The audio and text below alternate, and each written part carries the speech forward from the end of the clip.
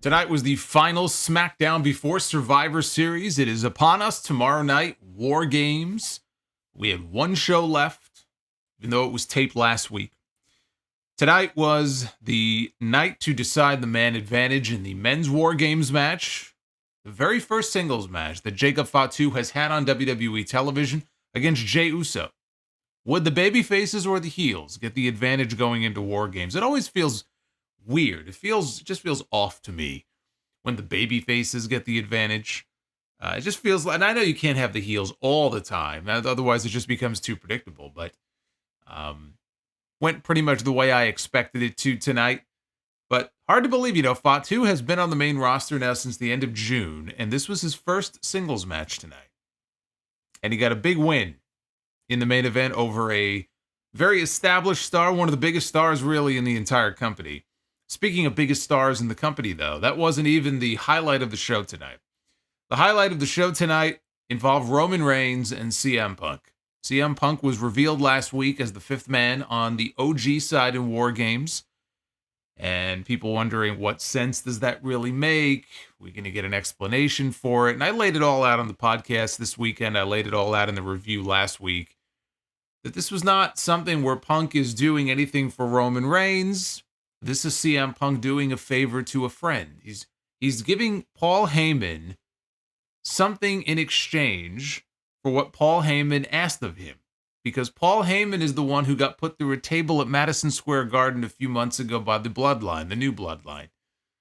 And we know the history between CM Punk and Paul Heyman. That's what this was all about. It was all about a favor to a friend. But how would Roman Reigns respond to this?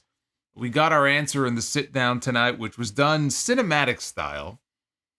Very similar to another cinematic segment that we had here on the show last month with Roman Reigns heading into Bad Blood. Although this one, if that was the Michael Bay of cinematic segments for WWE, then I don't know what you would, what director you would use to describe this one. This was not the Michael Bay of cinematic segment. Maybe this was the Scorsese. I don't know. But we had no drone shots for this one. But we had a very effective, I thought very enjoyable segment. It was excellent, but not even so much for building drama for War Games tomorrow night, although it did that.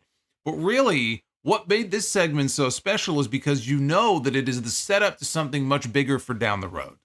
This is setting up a major story and a major match in WWE for sometime in 2025. With Roman Reigns and CM Punk, which is going to be a big money match for them. And it's not a match they have to do anytime soon. It's not a match that's going to happen at the Royal Rumble or even at WrestleMania. It could be a SummerSlam match next year. I mean, we're talking into the future. But it ended with something very interesting. It ended with Paul Heyman refusing to tell Roman Reigns what the favor is that CM Punk referenced at the end of this segment that his wise man owes him for being a part of this match at Survivor Series tomorrow night. And I'm not even expecting we're going to get the answer tomorrow. But again, to the point I just made, it's planting seeds for something bigger that is to come later on. It's the story that never ends, right? We talk about the story and the storytelling aspects of this bloodline angle, where one aspect of the story ends, another one begins. And that's what's so smart about adding CM Punk to this, which is something I didn't think they even needed in the first place. But what they have done now is set up something much bigger for down the road. We had more action tonight in the Women's United States Championship tournament. We had one additional match that was supposed to involve Jade Cargill, but obviously Jade Cargill got killed off last week. And so not able to compete in the U.S. title tournament. So we did find out who the replacement was, although in the end it didn't make a difference. And the WWE champion, Cody Rhodes, saw rare singles action on the show tonight. So rare that he is not on the card for Survivor Series tomorrow. It's hard to believe. He was in the War Games match last year. He was in the main event, not even on the show. Although they may end up doing some kind of a segment. I find it hard to believe we won't get Kevin Owens in some way in Canada on that show. But as of this moment here, we are now less than 24 hours away from Survivor Series, and the WWE champion not on the show. But he was on this show tonight. We're going to talk about it. This is your Friday Night SmackDown review for November 29th. 2024. I am the Solomonster. It is Survivor Series Eve. I hope you all had a very happy Thanksgiving, ate a lot of food. The noodle pudding was on point, as it always is. I even tweeted out a photo. People asking me all kinds of questions about it. Can never get enough of that. It's my favorite part of Thanksgiving. Like and subscribe. Super chats are open. You will see them popping up on your screen. We do have a super chat goal in the live chat. And should we hit that goal, we may actually get a bonus edition of Be the Booker tonight, but that's going to be up to you guys. But that's not it. We're not just doing a SmackDown recap tonight. This is a special stream because we're doing a SmackDown recap. I will then go through my Survivor Series predictions. And then, in the spirit of Survivor Series, I wanted to do something special because, Survivor Series is the second longest running PLE in WWE. WrestleMania is the longest. Survivor Series is number 2. First Survivor Series took place back in 1987. So, long history with this event. And a lot of things have happened at Survivor Series over the years. We've had... I love you, Solo! You are my tribal chief! Jeremy, thank you. Solo loves you back. A lot of big moments and matches and twists and turns and debuts and returns at Survivor Series over the years. What I wanted to do here, instead of doing the typical top 10 matches and all that bullshit, I wanted to keep it condensed, and I wanted to come up with a list of what I feel are the 5 biggest moments in Survivor Series history. And so that's what I've done. I've come up with my own top 5 list, ranked from 5 all the way up to number 1, and we're going to go through that list later on. So in the meantime, chat amongst yourselves about what you think the list might look like and what your top moments would be in Survivor Series history. And when we get to the end of the review, we will talk about what those moments are. I will reveal to you what the top 5 is. So that'll be fun, so stay tuned for that. Well, let's talk about the show tonight. We had all the members of Team Rhea Ripley in the War Games match tomorrow night. They came out one by one, including Bayley, who has officially taken the spot of Jade Cargill, who was murdered last week on the show, left for dead. By who, we don't know. But how convenient that Bayley has taken her spot. She no longer has to feel left out because now she's a part of the War Games match. So they had already revealed Bayley then to be officially part of this team even before the end of the match that we saw on Monday. Because again, this show was taped last week. I didn't look at the spoilers. So I didn't know that they actually had a segment on the show where they just flat out had Bayley out there with everybody. So I had no idea. So I guess it was official before I even knew it was official. But Rhea Ripley, who had her face mask on, she has to wrestle with it for now, said that they all have somebody they want to get their hands on in this match. Naomi said that Nia Jax and her lapdogs are going to get what they deserve. Bianca Belair said that all 5 of their opponents can get it, figuring that at least one of them, if not one or more of them, are responsible for what happened to her tag team partner. And there is still no clarity on the status and the future of the women's tag team titles. I could tell you what I think the future of the women's tag team titles ought to be. But I don't get the impression that WWE has decided what they're going to do yet. There was no mention of them being stripped. But that list of injuries that they put up on their social media last week, as far as what has taken Jade Cargill out. Look, if they thought Jade was going to be back or they were going to bring her back in a few weeks, they wouldn't have listed off that laundry list of different injuries. So they did that because they intend to keep her out at least for a little while. And if that's the case, got to do something with those women's tag team titles, but they didn't give us any clarity on that tonight. Probably because the show was taped last week, which was the night that Jade was revealed as being attacked. So we should get some word on that next week, I would hope. Rhea said that Liv Morgan will wish that she had never met her once she gets her hands on her. And Io Sky didn't really have a whole lot to say other than that they would destroy them. So Io kept it short and sweet here. Liv Morgan's music hit. She made her way out. She was flanked by Raquel Rodriguez, the WWE Women's Champion Nia Jax. We had Tiffany Stratton, and we had Candice LeRae. Nia mentioned how Bayley and Io had tortured Bianca for years, and Io had turned her back on Bayley earlier this year. She said they're going to implode before they even get to the ring. And Bayley noted how Nia is manipulating Tiffany, and Tiffany doesn't even realize it, and Nia might not have any friends coming out of War Games. So Liv said that they are a united front. She followed that up by pointing out how Jade got attacked, and boy, it's awfully convenient how a spot opened up in War Games, and all of a sudden Bayley has found her way into the match. So Liv threatened to break Rhea's face on the steel cage. Rhea laughed and said that she was going to cave Liv's face in so badly that Dirty Dom would not even want to look at her. So the heels teased rushing the ring. Liv held everybody back. They did not, in fact, do that. Rhea said, "Why wait?" And the baby faces rushed the heels. That sparked a huge brawl around ringside that had to be broken up, and that was the end of the segment. Liv Morgan pointing out how suspicious it is that a spot opened up in War Games, and Bayley happened to be the beneficiary of that, has me now leaning more in the direction of Naomi as the attacker, just because I think that they wouldn't make it so obvious if it was going to be Bayley, and it would make all the sense in the world for Bayley to be the attacker. I mean, even if you feel like it's too soon to turn her back heel again, I get that. That's a fair point. But in terms of like her character and the position that she's been in and the position now that she finds herself in, all the reason in the world for Bayley to want Jade to be out of the picture so that she can take her spot. I just don't think they would make it so obvious if it was going to be her. Otherwise, this was a very basic, honestly, kind of a lazy segment. But very basic shit. Everybody comes out, has like their one line that they say. Then the heels come out and do the same. I mean, there's nothing wrong with it, but there's nothing terribly interesting about it either. This does not have the build that the men's War Games match has. This does not have the story that the men's War Games match has.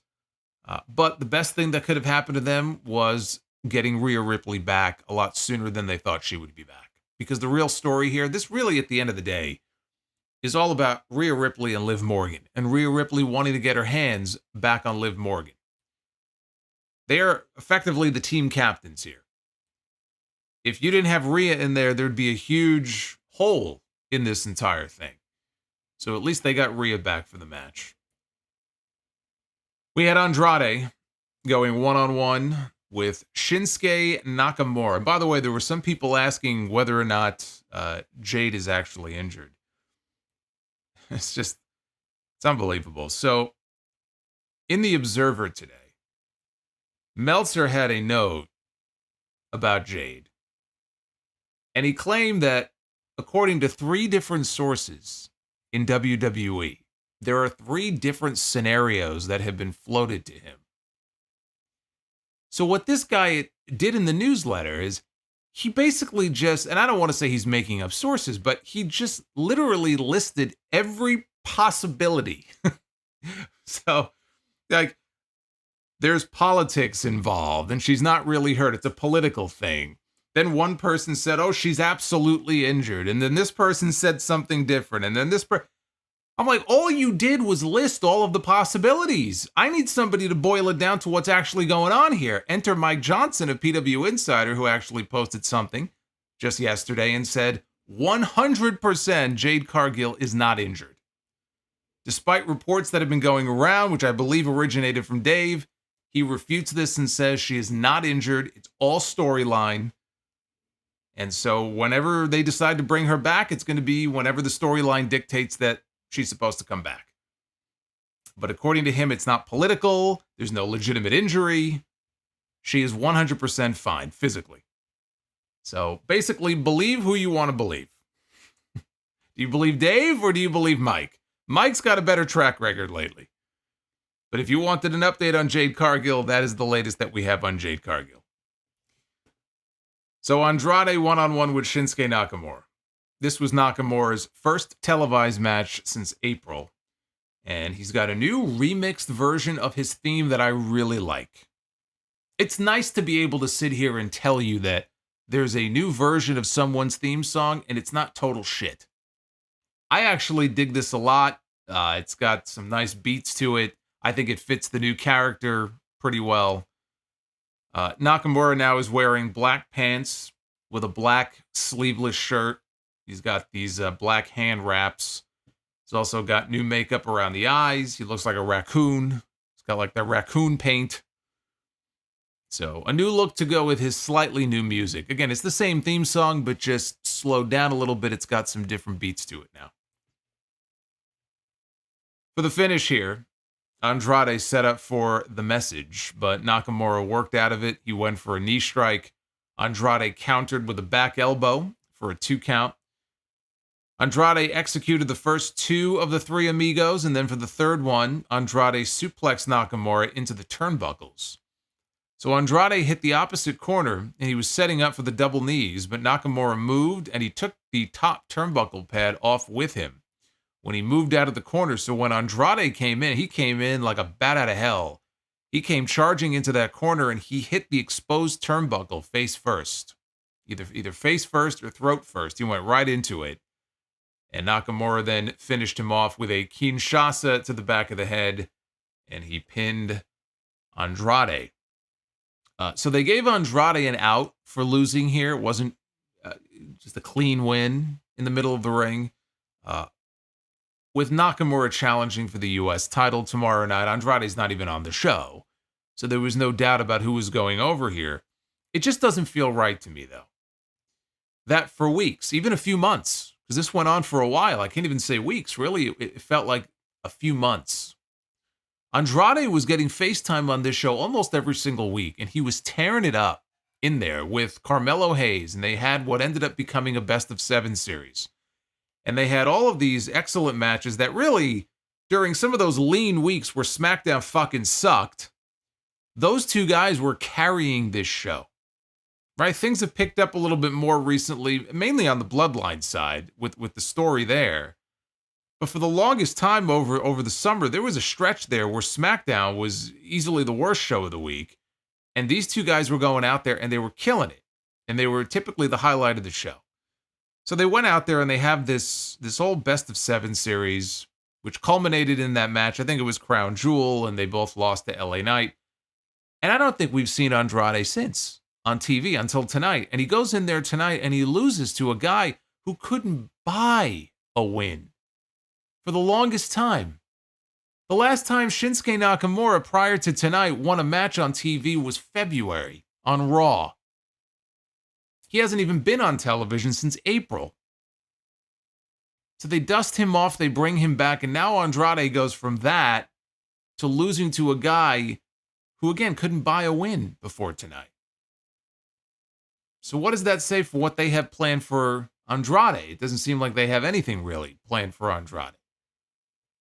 So it just feels wrong to me that they didn't have any sort of real follow-up to what we saw with him and Carmelo Hayes, for him to, at least a story of some kind, for him to dive into next, or some kind of program or something. I'm hoping they have something soon, and they don't let all of those weeks where he was getting himself over with his in-ring work just kind of waste away. You know, and then we turn around in 4 months, and now they try to come up with something for him. You know, you got to get him consistent television time and come up with something for him to do. After the match was over, LA Knight, who has been attacked recently by Nakamura, he's been a target of Nakamura. We don't know why.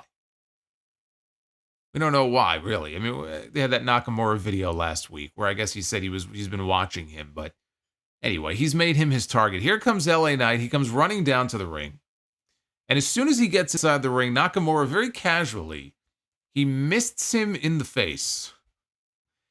He spit the black mist that. Now, the black mist, if you are trying to get your Asian mists clarified here, because you got the blue mist and the red mist and the black mist and the green mist and the yellow mist. I mean, there's a whole scale. The black one is supposed to blind you for weeks.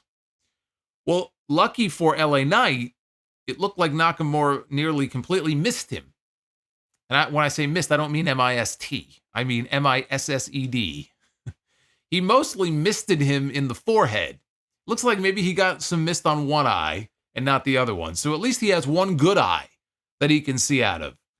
So this looked a little goofy here. He didn't really get him with a good shot. But at least he has one good eye. And then as he's laying on the mat, writhing around, asking for the referees to pour water on his face, Nakamura very stoically walks off. So those two are going to wrestle tomorrow night for the United States Championship. What about Tajiri's mist? I don't know. Didn't Tajiri have the green mist? I think the mist was green. But I do recall Nydia being misted, and she was blinded. And I think it was the black mist. If I'm remembering that correctly. I think Nydia was misted with the black mist.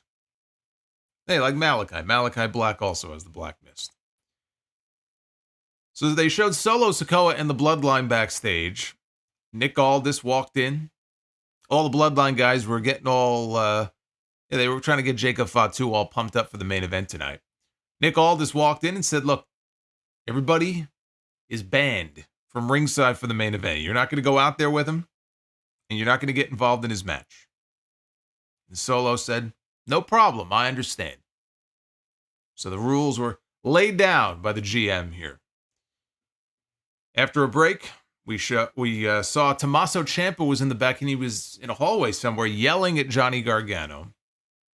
Ciampa brought up how Gargano's family thinks that they're losers. Ciampa's family thinks that they're losers. He called out Gargano's friendship with Alex Shelley of the Motor City Machine Guns, and I know you two are friends, and he's your mentor, and basically he didn't give a shit. He didn't care about any of that. He said, that seems to mean more to you than getting our titles back. Your friendship with Shelley seems to mean more than getting our belts back.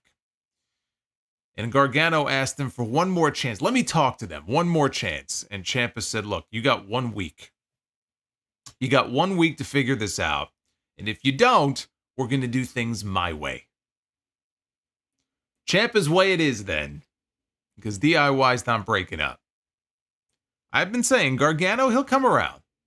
He'll come around.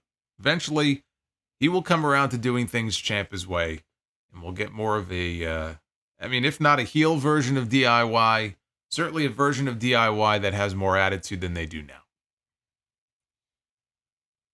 They aired a pre-tape promo from Kevin Owens, who said that some people are still on the side of Cody Rhodes. So I'm going to have to explain to all of you why I'm right. This turned out to be one of the better segments on the show tonight, even though they're promoting a match here that is not taking place tomorrow night.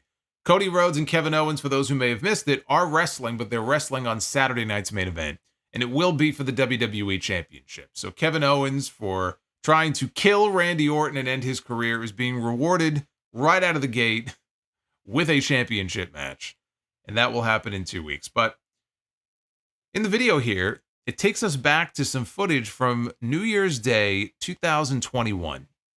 Roman Reigns and Jey Uso. This is back when they were still in the Thunderdome. Yeah, it's funny. I really do. I try to block out those shows in my head like that. It's just such a down period because of just the circumstances and everything. And I know they tried to, with the Thunderdome screens and the lighting and the white noise in the background. It's better than playing to just a dark, desolate, empty warehouse like they did those first few shows at the PC. So I appreciate what they tried to do. Wrestling is not meant to be performed that way.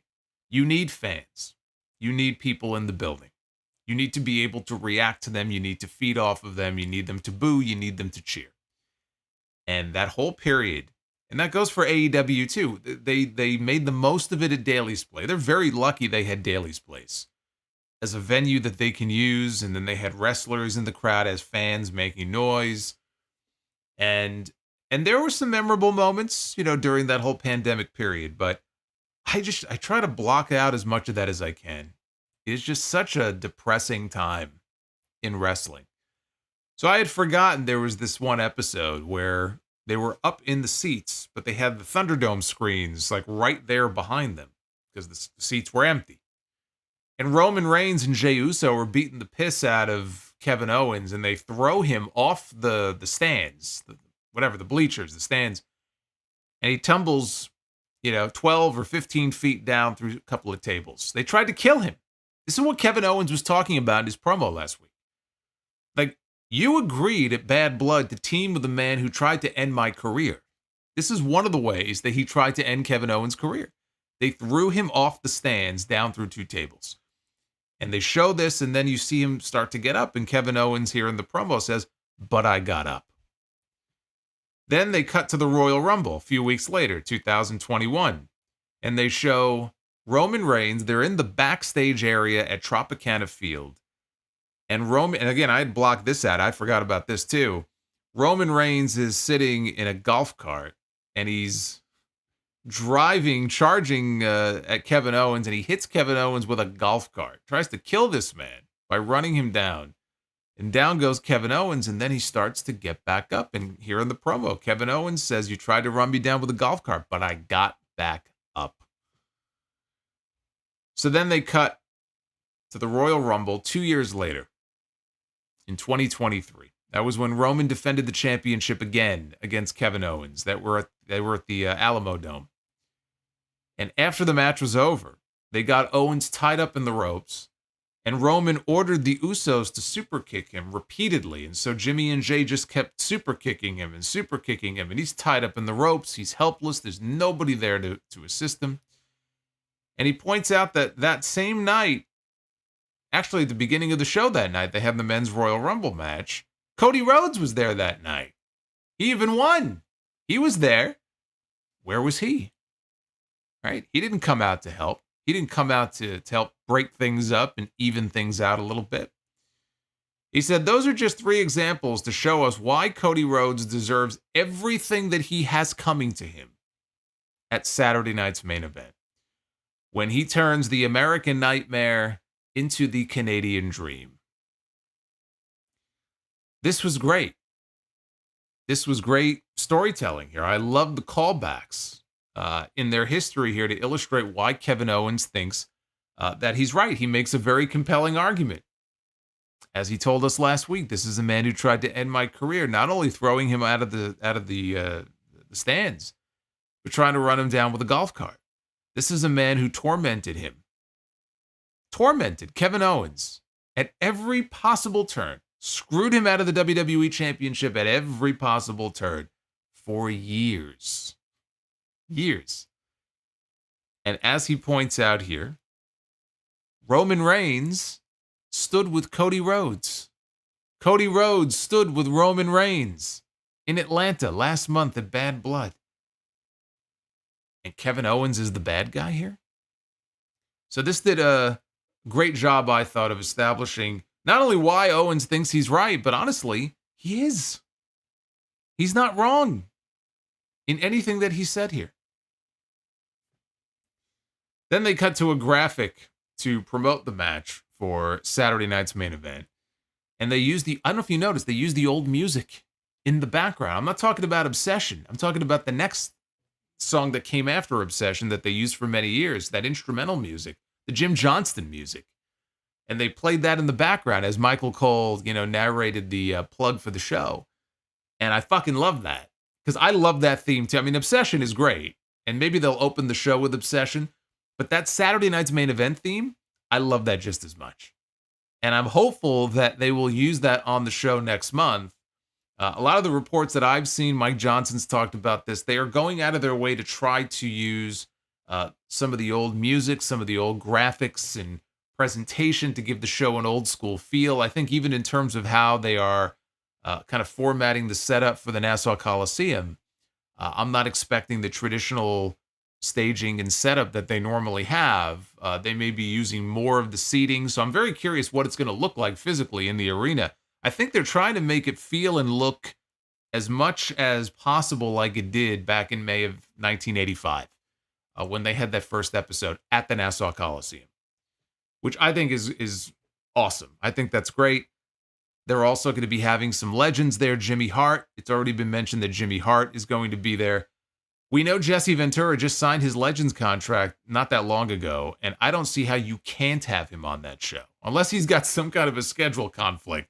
How do you not have Jesse Ventura as part of that show? He was on the very first episode. He was on commentary for the very first episode of that show.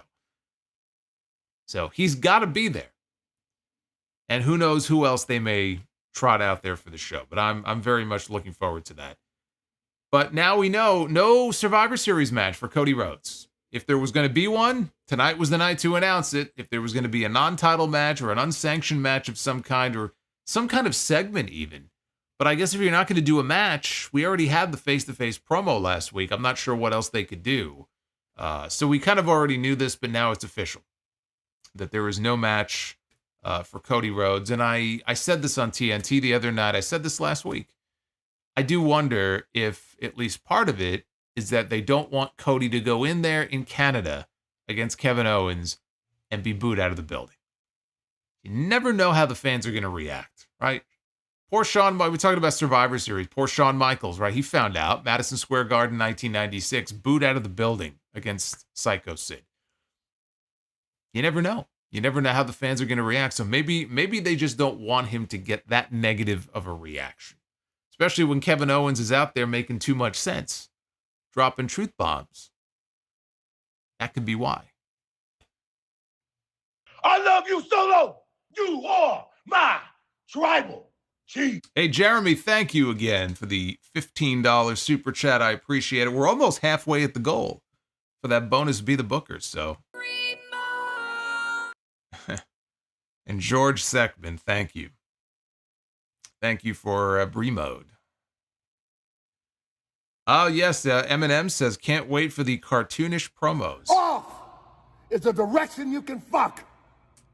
Well, we won't have any of that profanity on Saturday night. Not on NBC, we're not. But yeah, the backstage promos, if they don't open the show with those, if they don't open the show with that beat in the background while people are cutting promos, like the old Saturday night's main event used to start, then I don't know what we're doing here. You know, remember when they rebooted the show in 2006 and they brought it back? They did that exact same thing. So I'm sure that's exactly how the show is going to open up. You're going to have Kevin Owens in the back cutting a promo. You're going to have Cody Rhodes in the back cutting a promo. They're going to go right into the intro. Oh my God, I'm getting goosebumps here. Just thinking back to the old shows, man. I grew up on that shit. Saturday night's main event will never be as big as it was back then, but it was a big fucking deal back then. If you were a wrestling fan, if you were a WWE fan, whatever age you were, it was a big deal to be live on NBC with that show, and they had some big matches on that show back then. And you did not have nearly as many hours of content, nearly as many hours of wrestling as they do today, which is part of the reason why it can never be that again. But even still, being live on NBC is a big deal for WWE. That's why they're loading this show up. That's why we're getting a WWE Championship match on that show. And if it were up to me, power of the pen, I'm putting the title on Kevin Owens. I don't think they have the balls to do it, but I would put the title on Kevin Owens. Cody Rhodes was out next for a non-title match with Carmelo Hayes, which was set up by that little run-in they had in the back last week when Cody was coming back from his promo with Owens. Hayes had, if you remember, Hayes had mouthed off to him in the back that the boys in the back here, they agree with Kevin Owens. They're in his camp. And Cody shoved him, and so Carmelo Hayes shoved him back. That led to the match here. They had Hayes cut a pretty weak promo on Cody as he was coming to the ring, basically reiterating what he said in the promo last week. So my guess is the people in the building maybe were not aware of why this match was set up in the first place. And so that may have been why they had Hayes cut that promo on his way to the ring. Cody cut Melo off as Melo went to the top. He lifted him up, held him there for a little bit on the middle rope, and then suplexed Hayes. Cody worked a figure four. Melo got to the ropes for a break. So Cody went to the middle rope. Hayes cut him off, suplexed him. That was good enough for a 2 count. Melo went up top. Cody ducked basically a flying nothing. And then he hit a Cody cutter, hit the crossroads, and he got the pin. The two men now who tore it up in that best of 7, both losers on the same show. I already talked about Andrade before. Now Carmelo Hayes, thanks for coming. At least he got a match with the WWE champion. And it was actually competitive. It wasn't a squash. They gave him a lot of offense. It took Cody 10 minutes, a little over 10 minutes to beat this kid. So at least he had that. but it was not lost on me that the two men in that best of 7 were on the show tonight, and they both ended up losing. But neither one of them are on the pay-per-view tomorrow, so as far as the match here, there was really nothing memorable. I was expecting a Kevin Owens appearance at the end. I thought maybe he would show his face, but it never happened. But after this came the highlight of the night. It was time for the pre-recorded sit-down. This was not in front of the live audience. This was pre-recorded at a table, presumably in the back, with Roman Reigns, CM Punk, and Paul Heyman. Roman and Heyman, they were seated at a table. They were waiting for Punk to arrive. And Roman was growing increasingly impatient. And asking, where is he? And Heyman said he'll be here. And he was about to leave. He was about to get up and leave when CM Punk finally showed up. And he took a seat. Says, don't have a whole lot of time, Punk said. And Roman sarcastically quipped, well, it's a good thing you showed up late. Says, I didn't show up for you. I showed up for your wise man. Roman said, that's good, but let's get one thing straight. I don't need your help. Punk says, doesn't necessarily want to give him any help at all. I'm not here for you. I'm here for Paul. Roman said he's happy for the two of them, but I don't like your tone. He doesn't like Punk's tone. He doesn't like his attitude. He doesn't like him. And he damn sure doesn't want to team with him in War Games. So Heyman turns to Roman. Heyman, by the way, in this segment was right back to being the old wise man, very subservient, very loyal, very, almost acting like he's walking around on eggshells around Roman Reigns. Again, Roman is the same exact person he was before. Which goes to the original point that I made last week about why would anybody want to team with this man? Why would anybody want to help this man? He's a douchebag. He's a jackass. He is the same person he was when he was the champion, and he was running roughshod all over this entire company. Nothing different about Roman Reigns. Still treating Paul Heyman like crap. Probably didn't even pick up the phone and call the man when he was all laid up after he got beat up by the other bloodline. But Heyman turns to him and says, my tribal chief, Solo had them in checkmate since the Friday after WrestleMania. If they don't accept Punk's help, it's all over. And he said to Punk, if you don't help tomorrow night and Solo puts an end to the bloodline, you're next. Said Solo is going to come after you because Solo knows that you are the threat. Heyman said respectfully to both of them, divided, we all fall to Solo. United at best, we survive. So Punk told Roman, you don't like my attitude? I don't care. I don't like you. It doesn't matter. I'm not here for you. I'm here for Paul. Says, you want your Ulafala back? I want my scalps. I want my revenge for what Solo and his crew did to my friend. See, exactly what I was talking about last week. If we survive War Games, you want to revisit this conversation, just me and you? I'm all ears. Roman said, one time. Punk said, one time. One favor. Roman asked, I owe you a favor? And Punk said, no. You don't owe me anything. Said, my friend, our wise man, he will owe me a favor.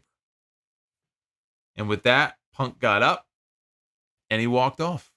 So that left Roman and Heyman, and Roman turns to the wise man here and he says, wise man. He says, yes, my tribal chief. I said, what's the favor? And Heyman says, my tribal chief, let's get through War Games tomorrow night, and then we'll have all the time in the world to talk about it. So he didn't want to tell Roman Reigns what that favor was. This was excellent. This was a cinematic segment, very much like the one that Roman and Cody had before their tag team match at Bad Blood last month. Not as overproduced as that one was. There were no overhead drone shots or anything like that here. But at the end, the very end of this segment, what do we have here? We have Roman Reigns scolding Paul Heyman, just like old times, scolding his wise man. We had Paul Heyman looking down nervously, playing around with his Hall of Fame ring, not even really wanting to make eye contact, although at the very end he did. He finally looked up at Roman, all like, he's very, very meek. And that's how the segment ends. The last time Paul Heyman asked Punk for a favor, if you remember this goes back to June, right? When I was talking last week about the history that led us to this point. The week before Heyman was attacked at Madison Square Garden, he stood in the ring with CM Punk. They had a reunion. And Paul Heyman said, I have a favor to ask of you. And Punk said, what's that favor? And Heyman said, take me with you. But that was Heyman asking Punk for a favor. This is different. This is CM Punk asking Paul Heyman for a favor. There's going to be some kind of favor that he's going to cash in at some point.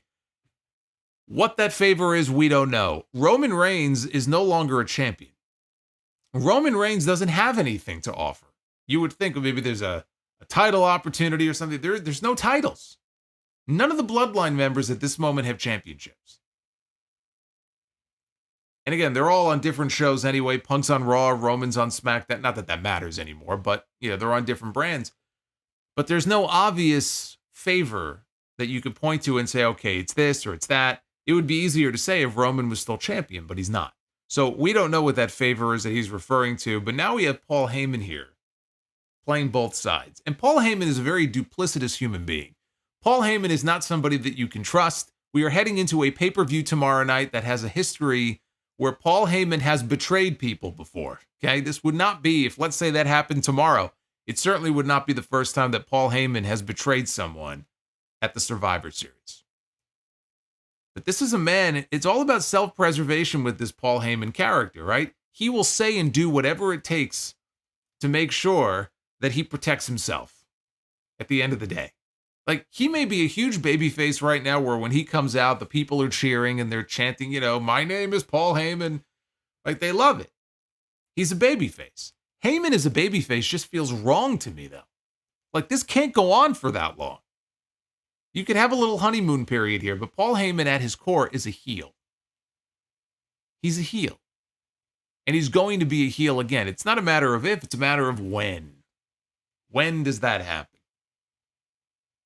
I don't know if that happens tomorrow.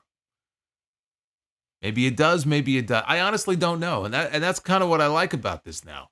There's a lot of different ways this can go, and I don't know what direction it's going to go in. We all have our theories. We could all sit here all night and we can come up with, ways that this could all play out just with Heyman alone, let alone the finish of the match. So I don't know what they're going to do, but that future Roman Reigns CM Punk match with Heyman caught in the middle. He's got his loyalty to Roman Reigns. He's got his loyalty to CM Punk. Where is he going to fall? Which side is he going to fall on, right? You build an entire program around that if you want to. That match is going to be huge, and it's going to make for great television next year. Where does Paul Heyman's loyalty lie?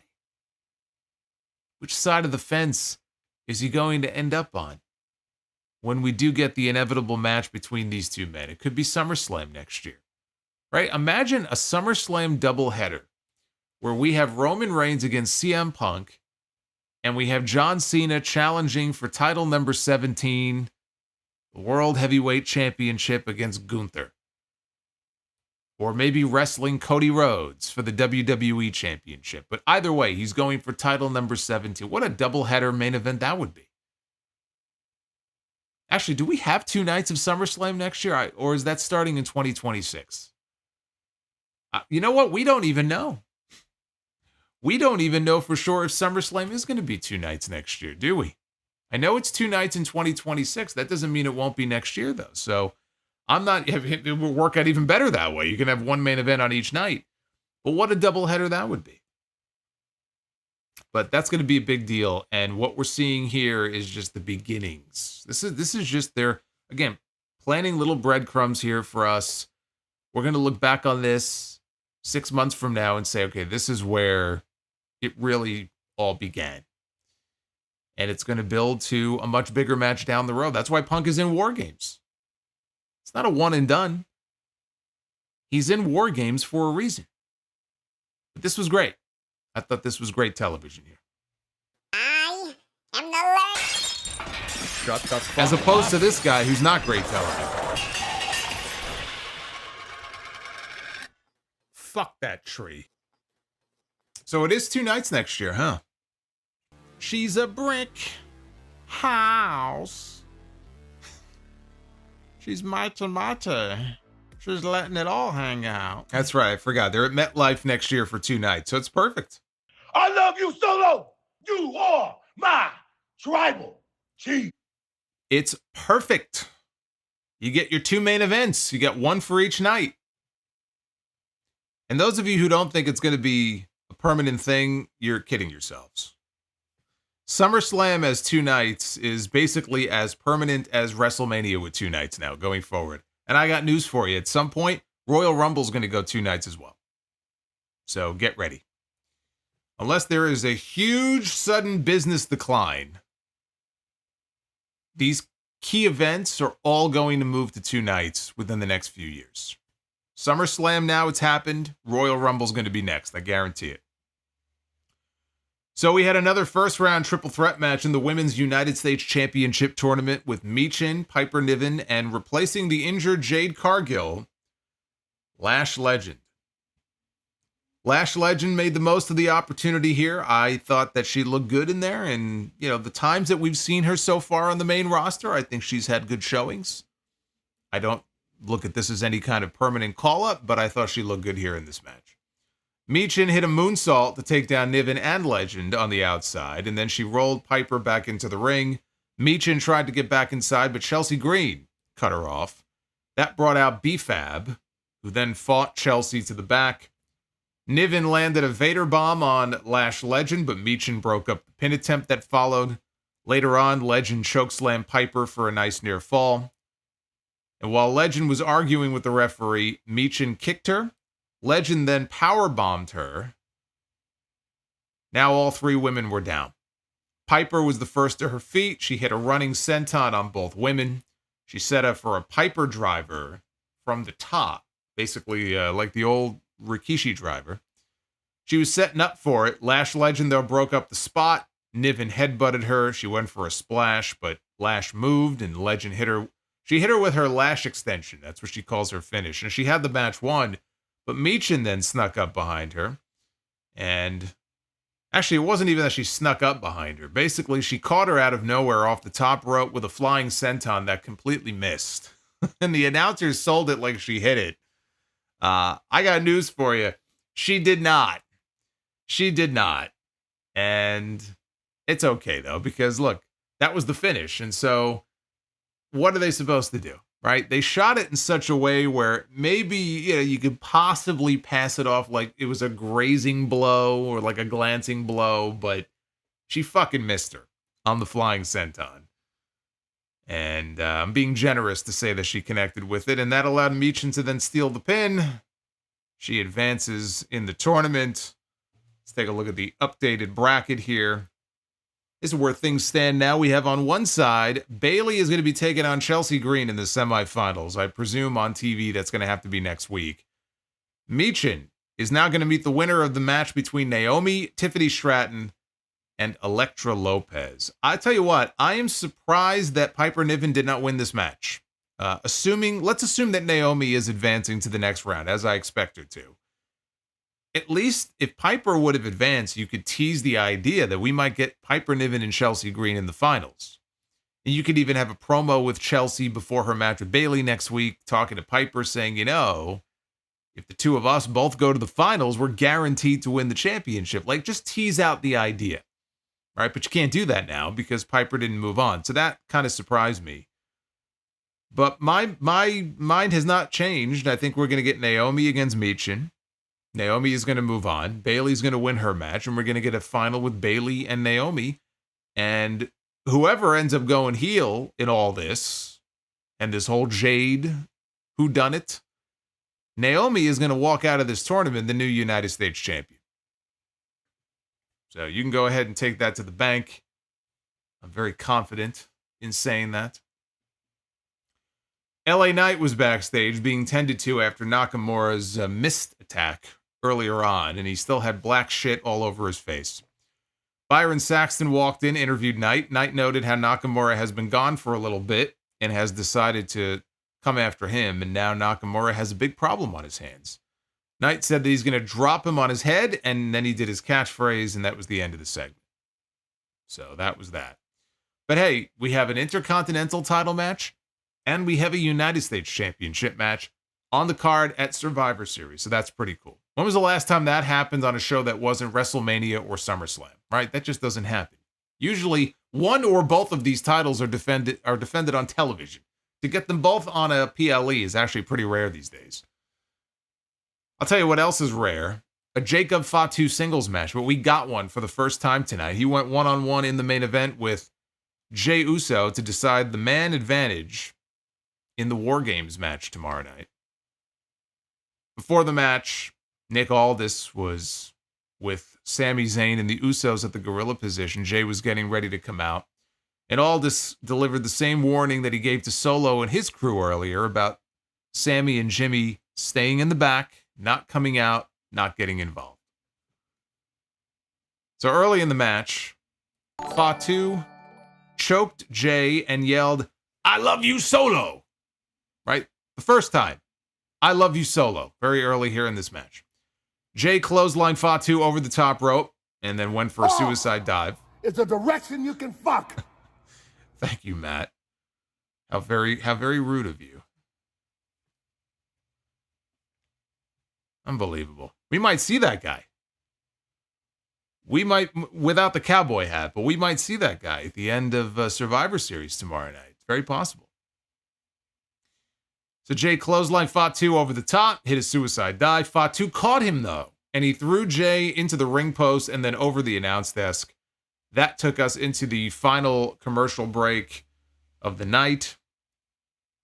Later on, Fatu hit Solo with hit Jey with a hip attack in the corner and then again yelled, "I love you, Solo." He did that multiple times here during this match, and I cracked up every time. Jey, though, got off a super kick. Fatu answered that with a pop-up Samoan drop for a near fall. Fatu went for a swanton off the top. Jey got the knees up, though, and then hit a spear. Before heading up top, he came off. He connected with the Uso splash, covered him. Fatu kicks out at 2. So then Fatu goes to the outside. Jey lands a suicide dive. Jey then charges at Fatu, but he eats a super kick. And Fatu Samoan dropped Jey on top of the announce desk, which did not break.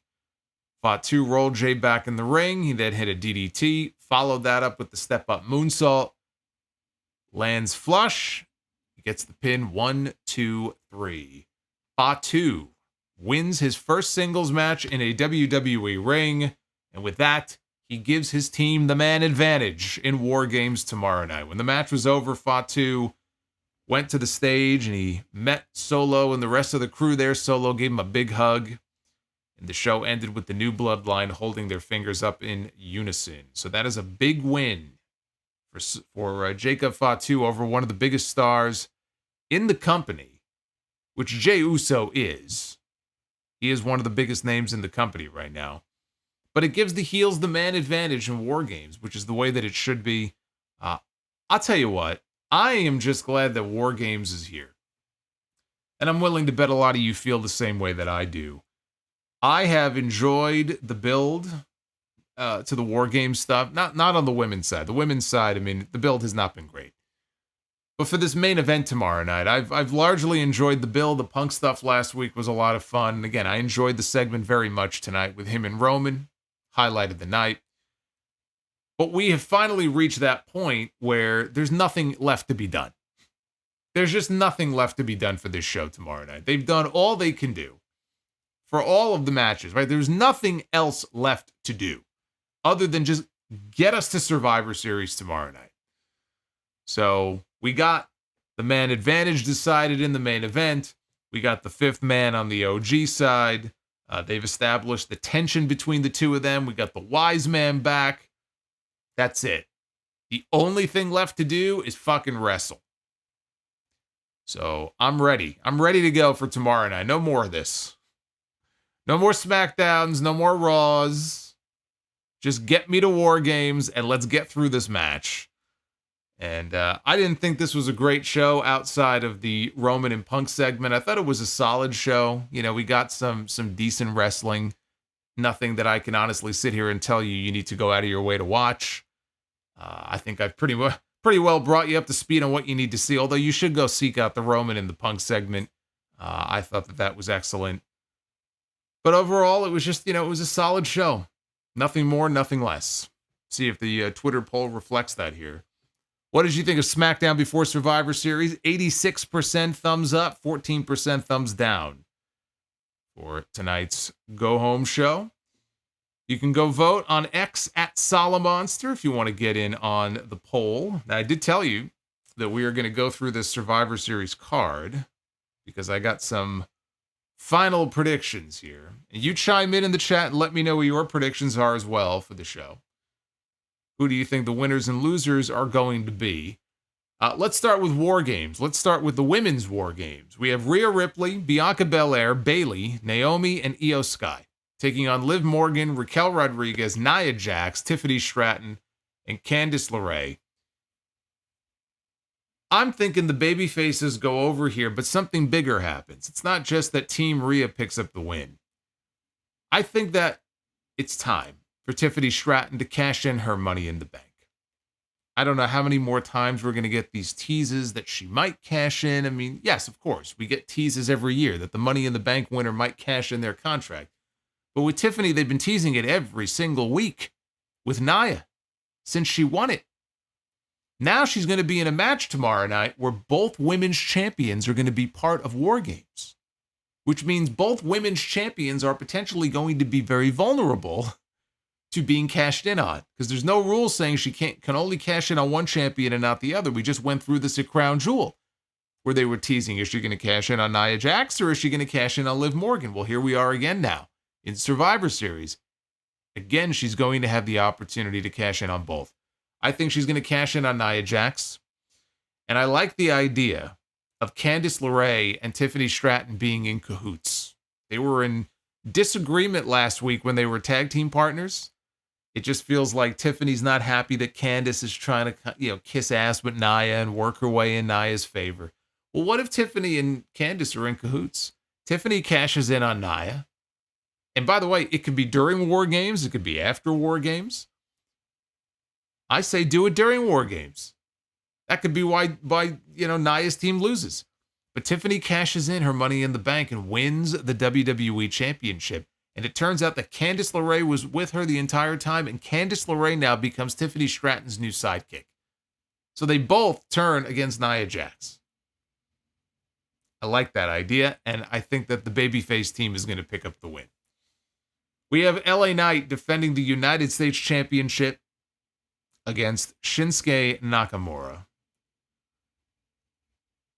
Yeah, well, Eminem's, again, all the more reason to do it, because he says that was the one thing that they were missing from the opening promo. I'm glad it was not mentioned during the opening promo. Had it been brought up during the opening promo, I would think, okay, well, we're not going to get a cash in. You don't want to make it too obvious. The fact that they did not mention it during the opening promo gives me hope that they might actually do it. We've never had a Money in the Bank cash in before during War Games. We almost had one last year until Randy Orton came out.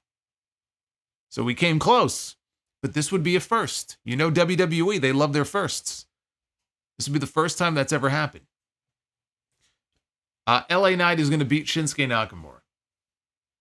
I can't put it past them that they might want to shake things up a little bit, put the U.S. title on Nakamura, have LA Knight fight his way back to take the championship back from him. But what's the point? We all know this is not going to be a serious push for Shinsuke. So why? What's the point? Just come up with a better challenger. If LA Knight's going to drop the title, Kevin Owens, I don't know where things are going to go with Kevin Owens. I told you what I would do.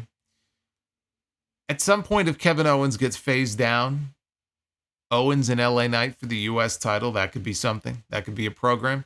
Right now, though, he seems firmly entrenched in this WWE title storyline, which is a much better spot for him to be in. So Just thinking, if not Kevin Owens, let's say he beats Nakamura. Owens is doing something bigger. Who is there? Who is there that he hasn't already beaten? He's beaten Andrade. He's beaten Carmelo Hayes. He's beaten Santos Escobar. I mean, is there any other obvious person on SmackDown, the active SmackDown roster right now?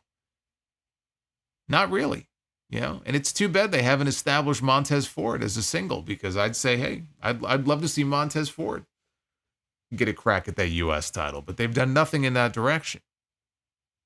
So he could beat Shinsuke. I think he will. I'm predicting LA Knight to win, but they really have done a very poor job of setting up additional challengers for him for that U.S. title.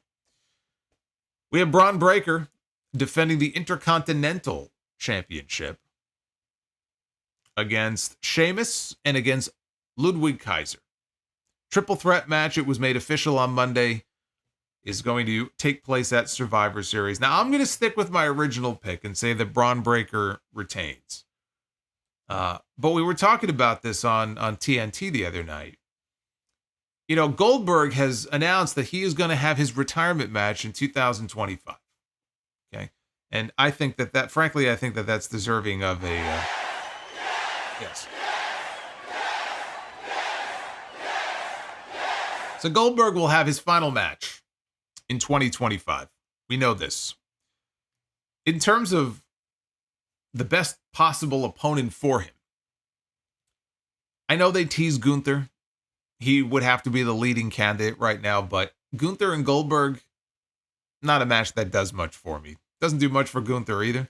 Braun Breaker, though, is an interesting name, because I was calling Braun Breaker out to be a potential WrestleMania opponent for Bill Goldberg over a year ago, when he was still the NXT champion. I said, you know what? Talk about passing the torch. The guy who just wrecked people with the spear back in the day and really established that move as his move. And now you have in Braun Breaker somebody who has that same type of explosiveness that Goldberg had in his prime in WCW. There are aspects of Braun Breaker's character and his style, the way he works, his intensity, that remind me a lot of Goldberg back in 97 and 98 and 99. So it would be kind of appropriate to put the two of them in the ring together, past and present, and have Braun Breaker be the one to beat him and put him down, and effectively have it be kind of a passing of the torch moment.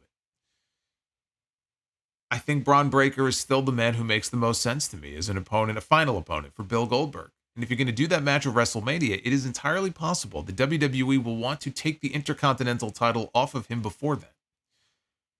As much as I would have loved to have seen Breaker and Sheamus at WrestleMania, why are they doing it now? Like, ask yourself that question. Why now? What else could they have planned for Braun Breaker at WrestleMania? Maybe the idea is that they will actually take the championship off of him to clear a path for him to go to WrestleMania and give Bill Goldberg his final match. And he'll be a part of that instead of defending the IC title. I could see that. But I'm still going to stick with Braun as my pick. Shut the fuck up. Past, present, and future. That's right. I stand corrected.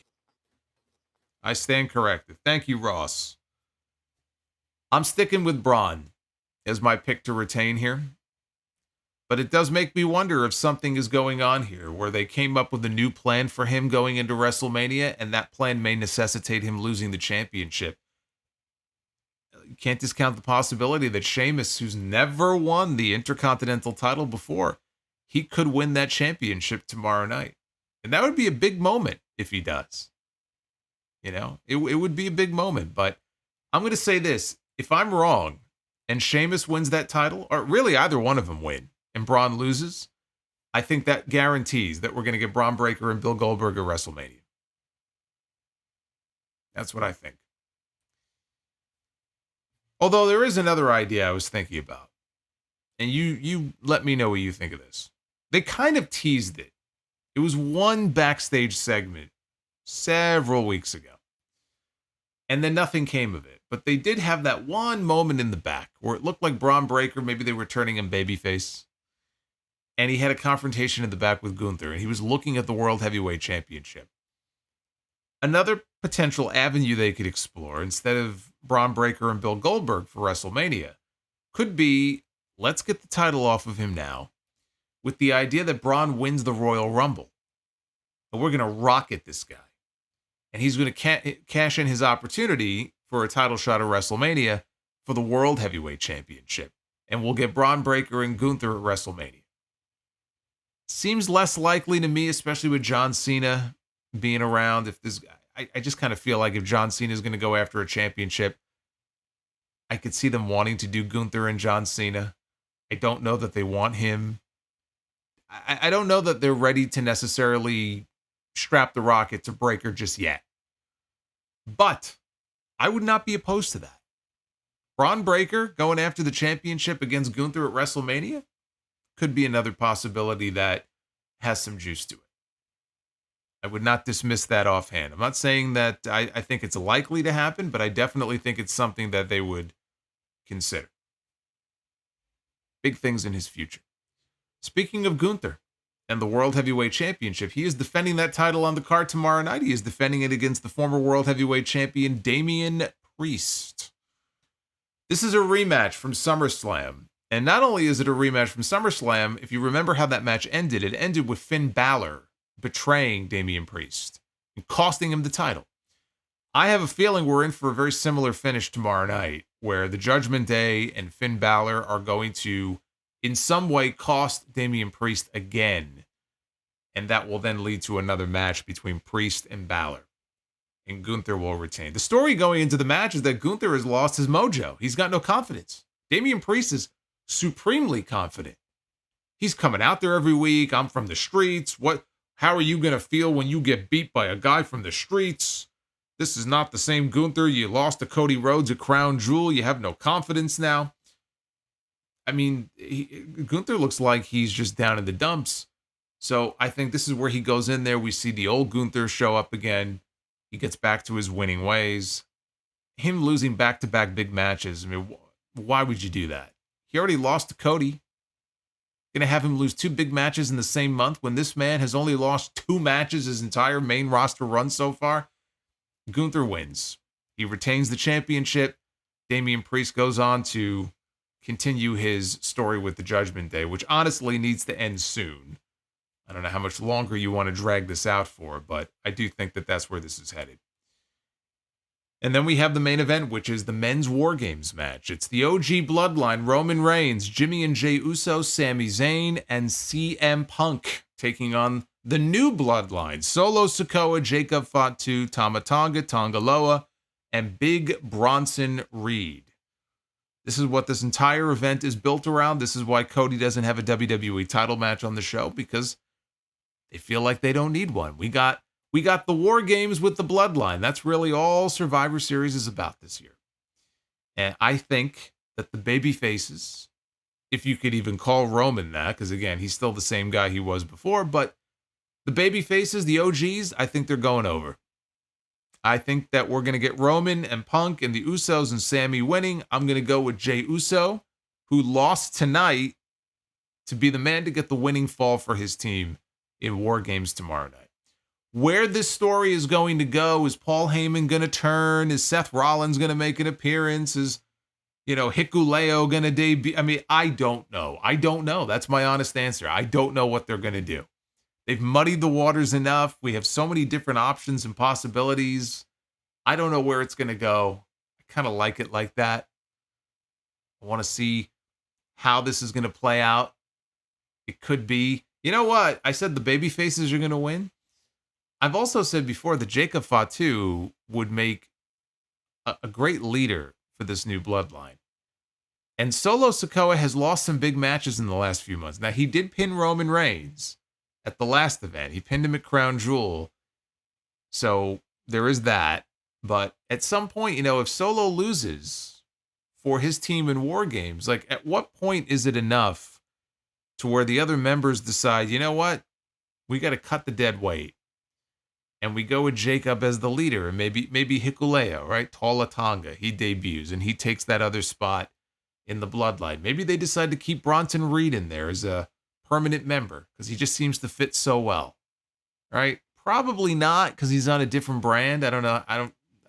Why would Adam Pearce just willingly give him up? Although they could always work a trade out, I suppose, right? Could always do that, but I'm not ready to sit here and say that I think Heyman is going to turn just yet. But I just don't know. I don't know. Roman and Punk, is there going to be something that happens with the two of them? Sami Zayn, is there a chance that Sami Zayn goes heel?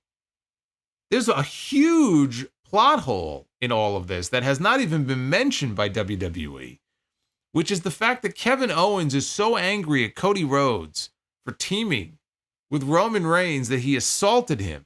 He hates this man. He said, "I hate you." Meanwhile, his best friend has agreed to be partners with Roman Reigns in War Games. And he was there at the show. We saw him. He was a gorilla. Before Jey Uso came out for the main event, Sami has been at SmackDown almost every week the last few weeks. Why is Kevin Owens not approaching his best friend? Why is he not saying anything about Sami Zayn? How do you explain that? You would think at some point that has to be brought up unless Sami is undercover and Sami really has not forgiven Roman Reigns. And maybe Sami is going to turn against the OGs, right? I mean, a lot of different ways this could go. But that is a huge plot point they're going to have to bring up. They're going to have to address it at some point. I mean, it's just, you could drive a truck through that fucking hole. It just doesn't make any sense. Unless, of course, like I said, there's some underhanded plan going on here that we're not aware of. But I'm going with the OGs. So you guys let me know what you think and who you think is going over in the main event of War Game. I'm looking forward to it. Sami versus KO at WrestleMania, says Eric. I don't know. I don't think so. Now, before we get to your super chats, and I don't think we're are we at the main goal yet? Are we at the main likes goal? I don't think so. No, we're at 365 likes. See if we can hit that 400, but we're lagging behind here. So let's hit that thumbs up. But before I get to your super chats, I did mention that tonight we have a little special feature here in the spirit of Survivor Series. I wanted to go ahead and rank for you what I think are the 5 biggest moments in Survivor Series history, ranked from number 5 all the way up to number 1. Now, feel free as we go along here. You guys can chime in with your feedback and chime in also to let me know what you think. What you think of the biggest moments in Survivor Series history. So people are talking now about Owens and Sami and they had a match at WrestleMania. They did. They wrestled. Wasn't WrestleMania 37? Just because they did it once before doesn't mean they can't do it again. But yes, they have wrestled at WrestleMania before. Anyway, let's get into this here. The 5 biggest moments in Survivor Series history. We're going to begin here with number 5 on the list. And this was a big one. Believe you me, this was a big one at the time. Number 5, The Undertaker beating Hulk Hogan to become WWF champion for the very first time. Hulk Hogan was unstoppable back then, right? The Ultimate Warrior beat him at WrestleMania 6. And that was pretty much it, right? You just did not see Hulk Hogan lose very often. The Undertaker had only just made his debut at the Survivor Series the year before. So he was still basically a rookie in this company. He had only been there a year. He goes in there, and not only is he wrestling Hulk Hogan for the WWF title, he beats him. And when he beats him, you could hear the cheers. Not everybody in the building, but enough of them that you could hear the reaction from the crowd. There were people who were big Undertaker fans, or maybe they just hated Hogan and they just were tired of his shtick and they wanted him to lose the belt. But I'll never forget that moment when Earl Hebner's hand hit the mat for the 3 count. The reaction from the crowd, Bobby Heenan on commentary screaming that Hulkamania is dead. Ric Flair sliding the chair into the ring, and even though Hogan's head was 6 inches off the mat, of course, he's laying on the ground like he's fucking paralyzed. Undertaker tells the story of what happened in the back after the event. Hogan acting as if he really was injured. Undertaker thought, that's it, my career's over. This should have been the biggest night of his life, right? He just beat Hulk Hogan and won the world title, and he's terrified that he's going to lose his job because he hurt the Golden Goose. Hogan's laying on the ground, you know, get my wife on the phone. Get my wife. Get my kids, brother. Get Linda. Brooke. It took other people, other wrestlers to show him tape the next day at the tapings or whatever it was. And he confronted Hogan about it. And Hogan told him, oh, well, you know, because Hogan had told him coming into it that he had like a bad neck. Well, you jammed me. You jammed my neck, brother. From that day forward, Undertaker had no love lost for Hulk Hogan. He saw Hulk Hogan for what he was. But I assure you, him beating Hogan was a very big moment for this young wrestling fan. Number 4. Top list of Survivor Series moments. We flash forward from 1991 to 2014. This was a moment. This was the WWE debut of Sting. Coming out at the very end of the Team Cena versus Team Authority Survivor Series elimination match, which honestly may have been one of the last great Survivor Series elimination matches that they ever had. Sting comes out. JBL nearly completely ruins the moment because he automatically just starts reading Sting's accomplishments like his resume. He's reading us his fucking Wikipedia page here. 5-time champion, 3-time champion. Like, instead of letting the moment just be organic, it's like he had a prepared statement ready, reading off his accomplishments. Motherfucker, this is Sting's first appearance ever in this company. Shut the fuck up and let the moment speak for itself. I just remember being so fucking pissed. Like, just shut up. Let the moment breathe. Sting comes down to the ring. Triple H is in the ring. And they circle each other. He ends up dropping him with a Scorpion Death Drop. Sting pulls Dolph Ziggler on top of Seth Rollins. Dolph Ziggler, by the way, the sole survivor for his team. That was a big night for Dolph. And I felt that this was a moment that could be a launching pad for him. And of course, it wasn't. But it could have been. But I remember loving this Survivor Series match. And Sting debuting was just sort of the cherry on top. Yeah, was it too late? Yes. Sting should have debuted in this company at least 5 years earlier. Then we could have gotten that Sting Undertaker match that we never got. But I suppose better late than never, even though this run turned out to be just completely forgettable. In the moment, it was a very big moment. And the fans popped big when he helped Dolph win the match. So that's number 4. Number 3. Top Survivor Series moments of all time. We go back in time to 2002. The very first Elimination Chamber match. Triple H defending the World Heavyweight Championship. You had Chris Jericho, Rob Van Dam, Booker T, Kane. And you had this man, the Heartbreak Kid Shawn Michaels, who had only just made his return in August. That was his first match in 4 years. He beat Triple H at SummerSlam. Triple H hit him with a sledgehammer. We didn't see him back in the ring again until this match here. And this was the very first Elimination Chamber. They were in Madison Square Garden. What a moment it was. Shawn Michaels, not having been world champion in years, didn't even think he would ever be back. Pins Triple H and wins the World Heavyweight title in the middle of Madison Square Garden. And Triple H, of course, got his throat crushed by RVD in this match, could barely breathe. But he put his best friend over, and it was this incredible moment. You had Jim Ross on the call, making it special. And that was the last championship, singles championship, that Shawn Michaels ever held. So if I remember, I think he and Triple H may have been tag team champions. I think. But yeah, that was the last time we ever saw Shawn Michaels with singles gold.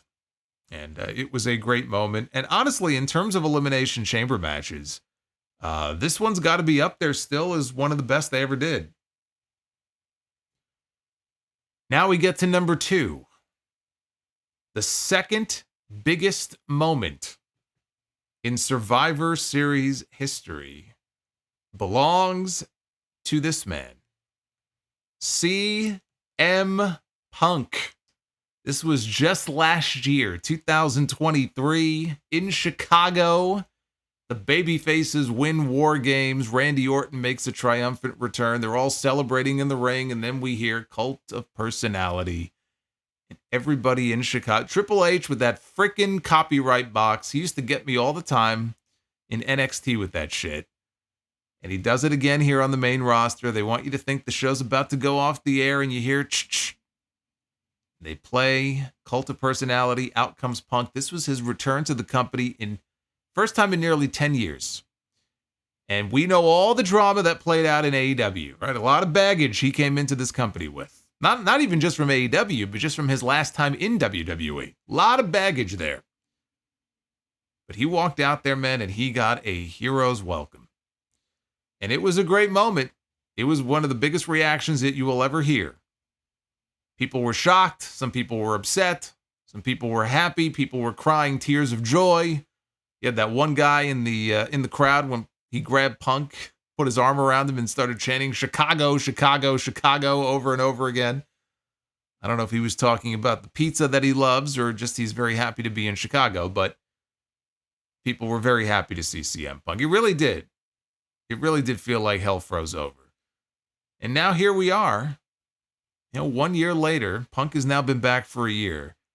And it's kind of hard to grade because he got hurt and he missed a good portion of this year. But that great feud with Drew McIntyre, the excellent Hell in a Cell match they had at Bad Blood, now he's going to be in War Games. I don't know how you can call this first year anything but a success, a huge success for him and for WWE. They've made a lot of money off this man. And believe me, if they build to anything with him and Roman Reigns next year, they're going to make a lot more money off this guy. But in terms of all-time returns, this is up there. This one right here. There's a lot of people that would have this at the very top of the list. Which leaves one more. One more. What is the biggest moment in Survivor Series history? I mean, this really should come as no surprise. In the number 1 spot, we have the Montreal Screwjob from 1997. Bret Hart and Shawn Michaels, and it sucks. It sucks for a lot of reasons. But it sucks because these two guys were out there having what probably would have ended up being the best match that these two have ever had. These two were out there because a lot of people are not as enamored with the Iron Man match as some people are. I'm one of those people.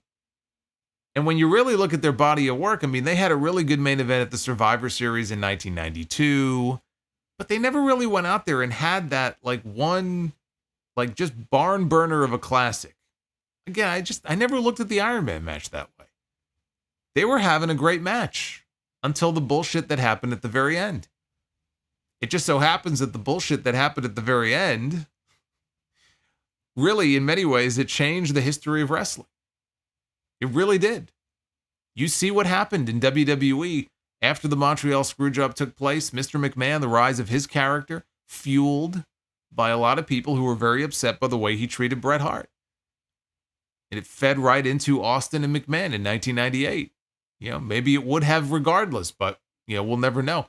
Certainly, this was the gasoline on the fire. Bret Hart's career was never the same. He won a couple of world titles in WCW, but his career never reached the heights that it did in WWE. His career was effectively over at this point, although we did get some moments in WCW, El Dandy, the metal plate that knocked out Bill Goldberg. There were some highlights in there from Bret's WCW run.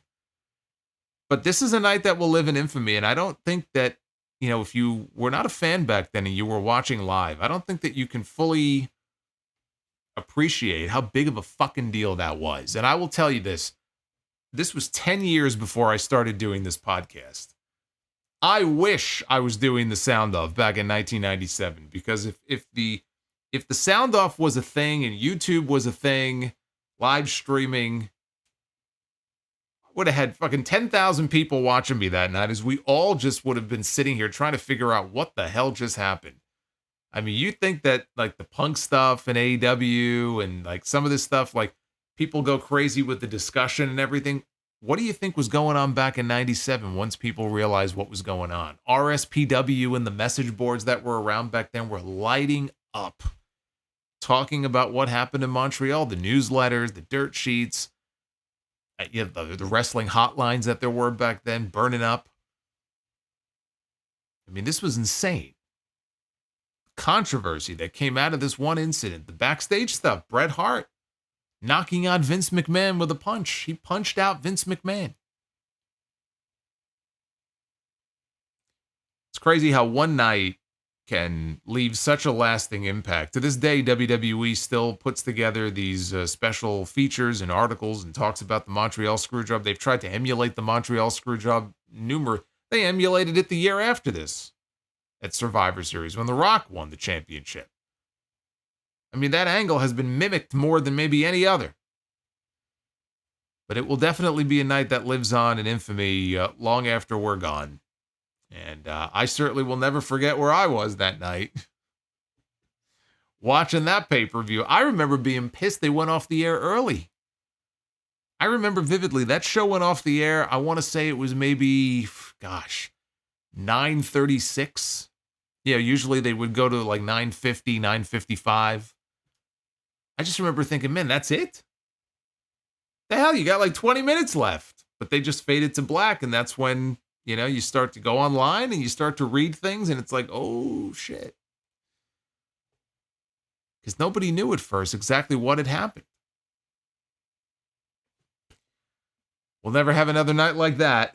But there it is, your number one biggest moment, certainly the most memorable in Survivor Series history, 1997 in Montreal.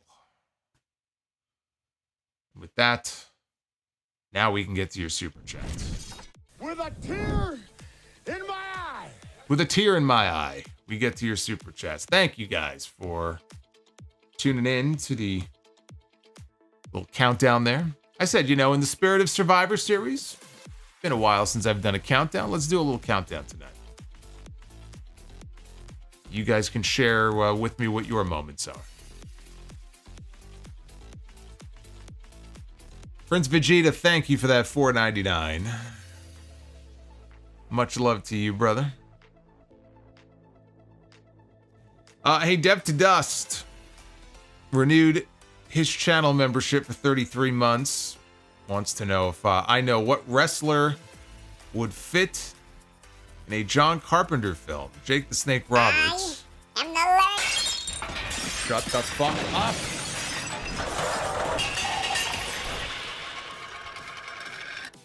Fuck that tree. A huge erection. Thank you. Calm yourself. Huge erection with a $12 super chat. Yeah, I agree. Jake the Snake Roberts would have fit as a character in one of the John Carpenter films. I agree. Also, what are your thoughts on the year 1994? What are my thoughts on the year 1994? It's not one of my favorite years, although that was the OJ year, right? Isn't that the Bronco chase in the trial? Or at least the Bronco chase, right? During the NBA Finals? Some of Bret Hart's best matches. Some of the best Bret Hart matches of his entire career happened in 1994. The two big matches with Owen, WrestleMania, and then SummerSlam in the cage. That Raw match with the 1-2-3 Kid. Bret had some great ones that year. A couple of other ones I'm not remembering. You know what? Even the King of the Ring match with Diesel that year was not a bad match. But beyond that, 94, I wouldn't say it's one of my favorite years. Yes, okay. So 94 was the Bronco chase. That's right. 95 was the trial. That's right. Let me start with the earlier super chats that I overlooked here. Hey, Adonix96, thank you for the drop. Which was the worst decision? Triple H beating Punk at Night of Champions in 2011. Cena beating The Nexus at SummerSlam. Goldberg beating The Fiend. Or Triple H beating Booker T at WrestleMania 19. John Cena beating The Nexus was the worst of all of those decisions. He didn't just kill one person, he killed an entire faction. A faction that really had a lot of momentum, and how far they could have gone with it, how many of those guys could have gone on to become bigger than they were, Daniel Bryan aside, we'll never know, right? Ryback went on to have some success, and Wade Barrett had some success. I'm not saying nobody was successful from the group, but they had a good thing going with those guys, and they killed it in one night. Holiday 197 says, it dawned on me that LA Knight and Zack Ryder have had parallel careers. They built their own pushes with fan support, but the difference being the WWE has capitalized on LA's fanfare better. Well, you also have to keep in mind that LA Knight has been pushed under a Triple H administration. Why is Solomonster a Punk hater? Why does he hate Punk so much? What did he ever do to him? Fire Panda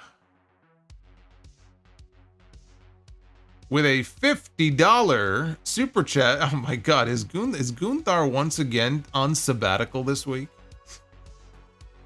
I have no idea. I don't know what's going on with that one. Gunther is on vacation apparently. But that one was pretty funny. Fire Panda, thank you for the $50. Man, Fire Panda is coming in with the big bomb of the night, as only Fire Panda can. Thank you. Thank you, my friend. What I was going to say is that one of the big differences that LA Knight has been pushed under Triple H. Zack Ryder was still under the Vince McMahon regime. And Vince McMahon did not make Zack Ryder. Zack Ryder made Zack Ryder, and you can't do that. They don't like that. So unfortunately, Zack Ryder got punished for it. That's the big difference. We got Sidro. Oh boy. What do you call an expert fisherman? A master baiter.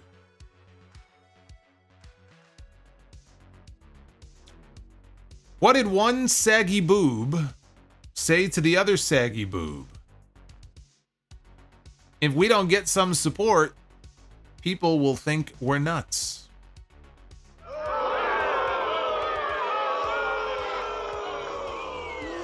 You suck. What is the difference between a genealogist and a gynecologist? A genealogist looks up the family tree.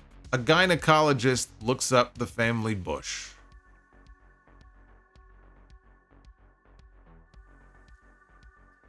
Well, you're really scraping the bottom of the barrel now with these, aren't you, Sidro? Amazing.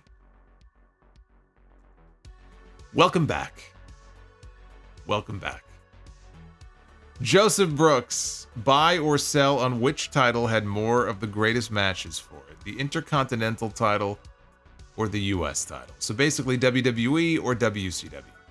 Well, it's a little unfair because I would be more familiar with the matches that took place in WWE. So I've seen some great US title matches before, right? I mean, look at Magnum TA and Tully Blanchard as one example. But I gotta go Intercontinental. Like, I could rattle off more classic Intercontinental title matches than I can US title matches. Josh Carlos says, I find it hilarious that Rock showed up at Bad Blood and no one in storyline has mentioned it ever since. They're trying to ignore the final boss. They don't want him hogging up all the oxygen like he did earlier this year. They know it's inevitable that he's coming back. So they're just trying to ignore him as much as possible, put him out of their heads, enjoy the time they have before he comes back. Prince Vegeta says, rank these Bryan Danielson WWE Dream Matches. Kurt Angle, Bret Hart, Chris Benoit, and Shawn Michaels.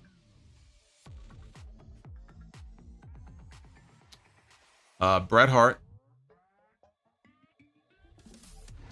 Shawn Michaels, Kurt Angle, Chris Benoit. The Final Boss says, in June, the favor was Take Me With You. Yes, but that was Heyman's request. That was not Punk's favor. Punk asked him, what favor is it that you want? He said, take me with you. Now the question is, what is the favor that Punk is looking for? Jerome Eugenio, it seems like the only wrestlers Andrade and Carmelo can beat are each other. It does feel that way, doesn't it?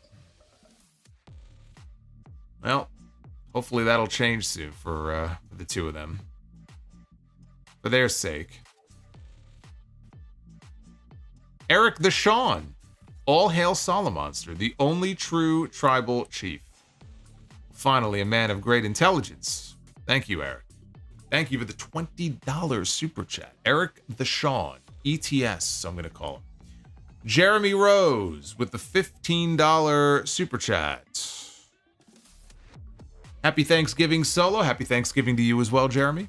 Do you think all these guys calling out Cody for being a hypocrite to his friends are the early breadcrumbs to his eventual heel turn? Eventually, he will be friendless. It could be. You know, a lot of people have been talking about Cody as a heel as if it's something that they're planning in the short term, like very soon. I don't see it. Even though Kevin Owens, everything he was saying tonight makes total sense, I don't think that means that Cody is going heel. I just feel like he's their top babyface. Yeah, in terms of merch, in terms of, I mean, they have him everywhere doing media, and he's like the quintessential babyface. They're not turning him heel anytime soon. So maybe if they're playing the long game here, he may end up with no friends, and yeah, maybe that happens, but it's not something I would expect, you know, anytime in the next few months, if that's what you're kind of getting at. Venom Kitetsu says, I'm live. Work needs to be more sound-off friendly. I agree. You should go to your boss and tell him, look, you have to have a certain amount of time, like for a break in the middle of the workday, specifically to watch or listen to the sound. I mean, that's just, it's non-negotiable. And if he's not willing to work with you, then you just gotta walk away. We got 2 minutes and 15 seconds left on that goal, by the way, that super chat goal. I just noticed. We've got Angel Alaga celebrating 2 months of membership. Hi, Solomonster. As always, enjoy your streams. Can't wait for Survivor Series tomorrow. I'm looking forward to it, and I'm looking forward to being with all of you for the live review as soon as it's over. Powerful one, buy or sell. Who wins the War Games match between Team Heenan or Team Heyman? Team Heenan is Flair, Andre, Bockwinkel, and the Brainbusters. Team Heyman is Roman, Brock, Punk, and the Dudleys. Whew. That's a good one. Man, you got Ric Flair and you got Nick Bockwinkel on the same team. It depends what Andre you're talking about. If we're talking about Andre that Heenan managed, he was fucking immobile. I don't think he's going to be that useful. So I'm going Team Heyman. I got to go Team Heyman. You got Roman, you got Brock, you got Punk, you got the Dudleys. It's going to be pretty tough to beat. Jeremy Rose says, what do you think about Shinsuke winning the title tomorrow and then dropping it back at Saturday night's main event? Do you think this could get Shin's character back from losing over all those years? No. I mean, he's lost so much. I think he's just sort of at a certain level now that you just can't break out of.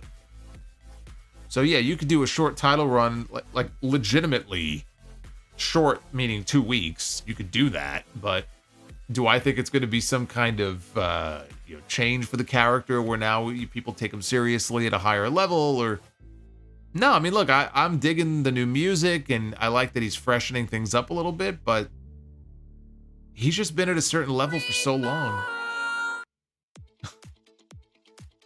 It's just going to be hard to overcome that. I don't see it happening. Hey, M. Mills, thank you for the $25 super chat.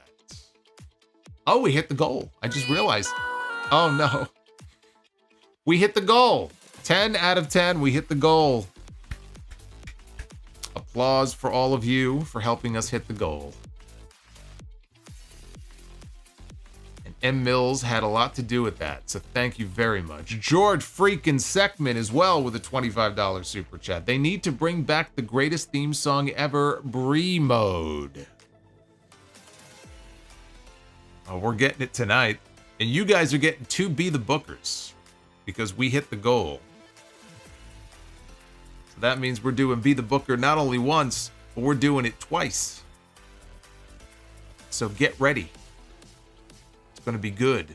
Temjin Zephyr with a $22 super chat. Enjoying the sound off on my new 4K television while having sweet potato pie and ice cream. Also glad Michin advanced in the U.S. women's title tourney. Yeah, good for her. I don't think she's going to make it out of the semifinals, but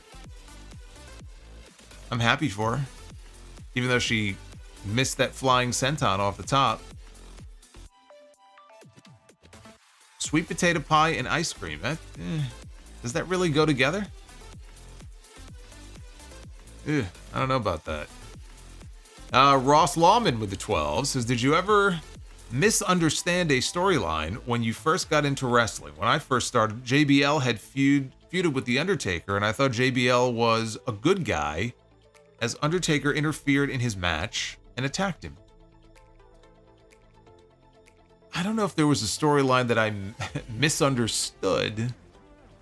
There were things when I was a young fan that scared me. You know, when Randy Savage attacked Ricky Steamboat and he couldn't breathe. I really thought he couldn't breathe. I thought he was going to die. I don't think there was anything I misunderstood. I pretty well knew from a younger age even that Hulk Hogan was kind of a heel. He did a lot of back rakes and eye rakes. And Jesse Ventura was always making a lot of sense on commentary when he would point out how much of a hypocrite Gorilla Monsoon would be, where he would boo the heels whenever they did stuff like that, but if Hogan did it, it was okay. And I said, you know what? He's kind of right. Jesse always was the voice of reason. Jesse was like Kevin Owens is today on promos, where they just make sense and they're kind of right. That's what Jesse was. The Juliet says, wanted to see what this super chat is about. Also, Matt Riddle showed up in TNA tonight at their Turning Point event. Matt Riddle was a replacement for Trey Miguel, who was unable to travel for the event. I don't know if it's a one-off. I don't know that he has signed anything with TNA. I know the Hardys have. Matt and Jeff Hardy have re-signed with TNA. We're actually going to have them at House of Glory next month. But I think the Matt Riddle thing may have been a one-off, but yes. He was a replacement for Trey Miguel. I believe he teamed with the Rascals. Didn't he team with the Rascals on NXT? Well, MSK. When MSK was together. I could have sworn they did at least one tag team match together in NXT. Jeremy Rose. Kevin Owens segment was one of the best heel segments ever. Great that they show the receipts of what he was saying. Yeah, I wouldn't call it the best ever, but yes, it was a very good segment. What happens if all the fans support KO and they start booing Cody? Well, then Paul Levesque is going to have a problem on his hands, unless that's the intent, and I don't think it is.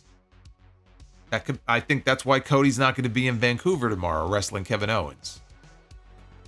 Eric the Shawn, your torment of dad jokes doesn't end tonight, Solo. What sort of bee makes milk instead of honey?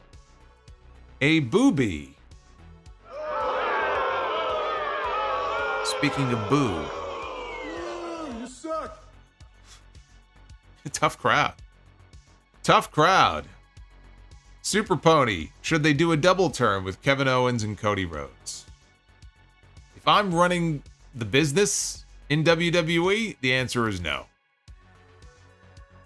I'm not turning Cody Rhodes heel right now. Base Beer, as I rewatched Survivor Series 2002 yesterday, a really great show, fantastic crowd. MSG, the pop HBK got when he countered the pedigree and won. Monstrous. That's why I had it number 3 on my all-time list. NWO Matt with the $22 super chat says, this was like an old school mafia bosses sit down. 3 bosses sitting down, selling the thing before war. I kept thinking back to The Godfather or The Sopranos.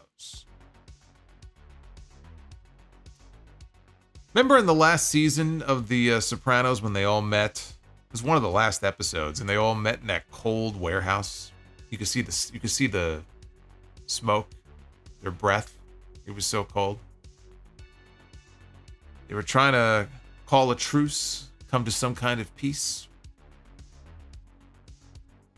I don't know why it made me think of that. Nick Grosso. I think Gargano goes heel with Ciampa while Candice and Tiffany turn on Nia, and then the 4 of them reform The Way. The Way. I don't know about The Way, but everything else you mentioned is pretty much what I already stated, so I agree. Phil Dog, celebrating 23 months of channel membership. Phil Dog, thank you, brother. George Seckman, I still think it could be Lash Legend who took out Jade to try to get in the U.S. title tournament and possibly get the tag team titles. I disagree. I don't think it's Lash Legend. Joey Jojo Jr., I could see Heyman turning on Punk and Roman in War Games to side with the new bloodline. Could even see him siding with Fatu and kicking Solo out. Now that would be interesting to me. If Solo gets kicked out, Jacob takes over with Heyman as the wise man to Jacob. That intrigues me.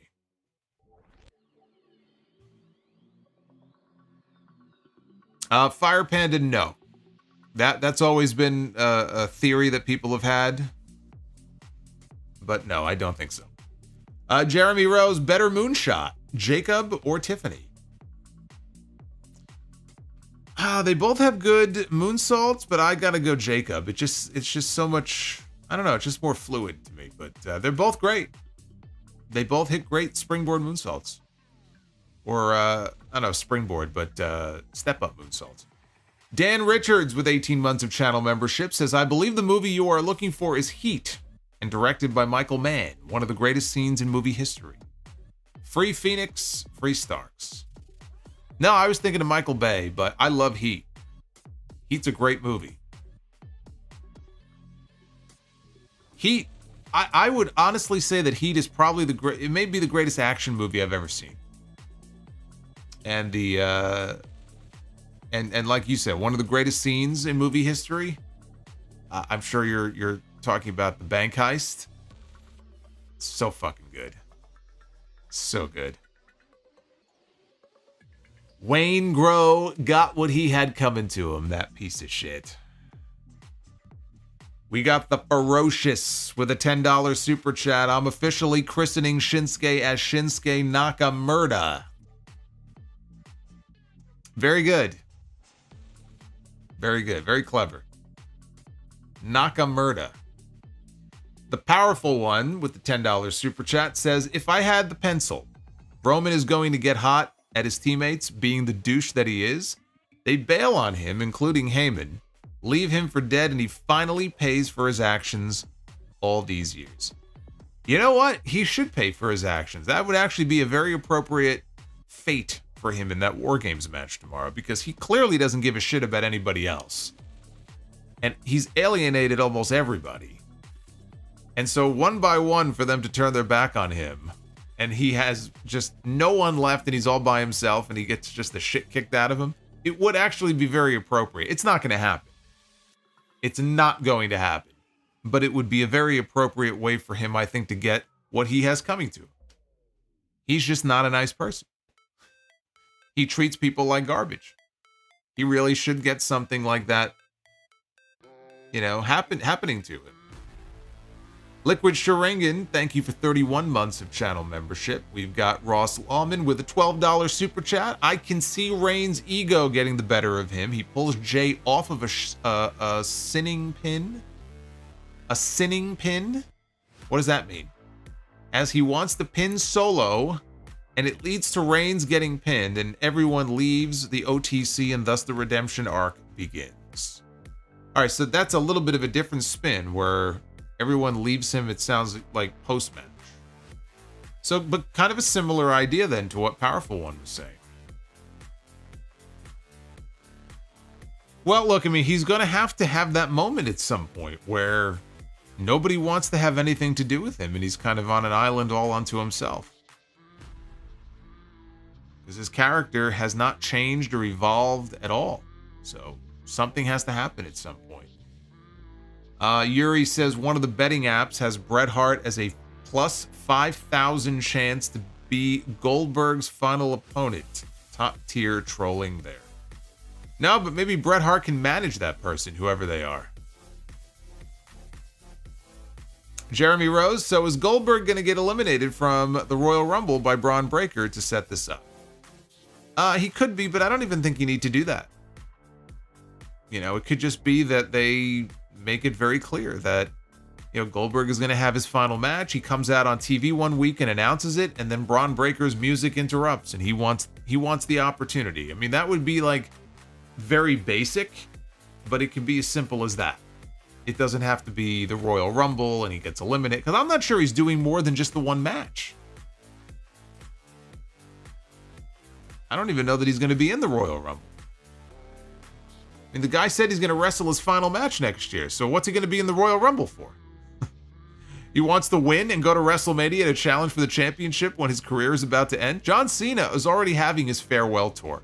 You can't have more than one farewell tour in the same year.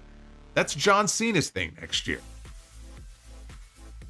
So if Goldberg is going to do anything, it's going to be the one match, and that's going to be it. Can't step on John Cena's toes. Base Beera says LeBron Breaker. Go ahead and mock up that Photoshop. Super Pony, Kevin Owens attacks Sammy after he gets out of his cage. You know what? I like that. I like that. Mr. Team Bring It, thank you for the super chat. We got Uffman Entertainment with a 1992. Montreal will go down in history as the forever #1 moment in Survivor Series history. It's hard to ever see something else knocking this from the #1 position. Yeah, I mean, never say never, but I can't imagine anything knocking, just for historical significance alone, I can't imagine anything displacing that. Prince Vegeta says, would you say that CM Punk's return at the first dance is the best moment in AEW history? I think that is where AEW peaked, in my opinion. I think it would have to be.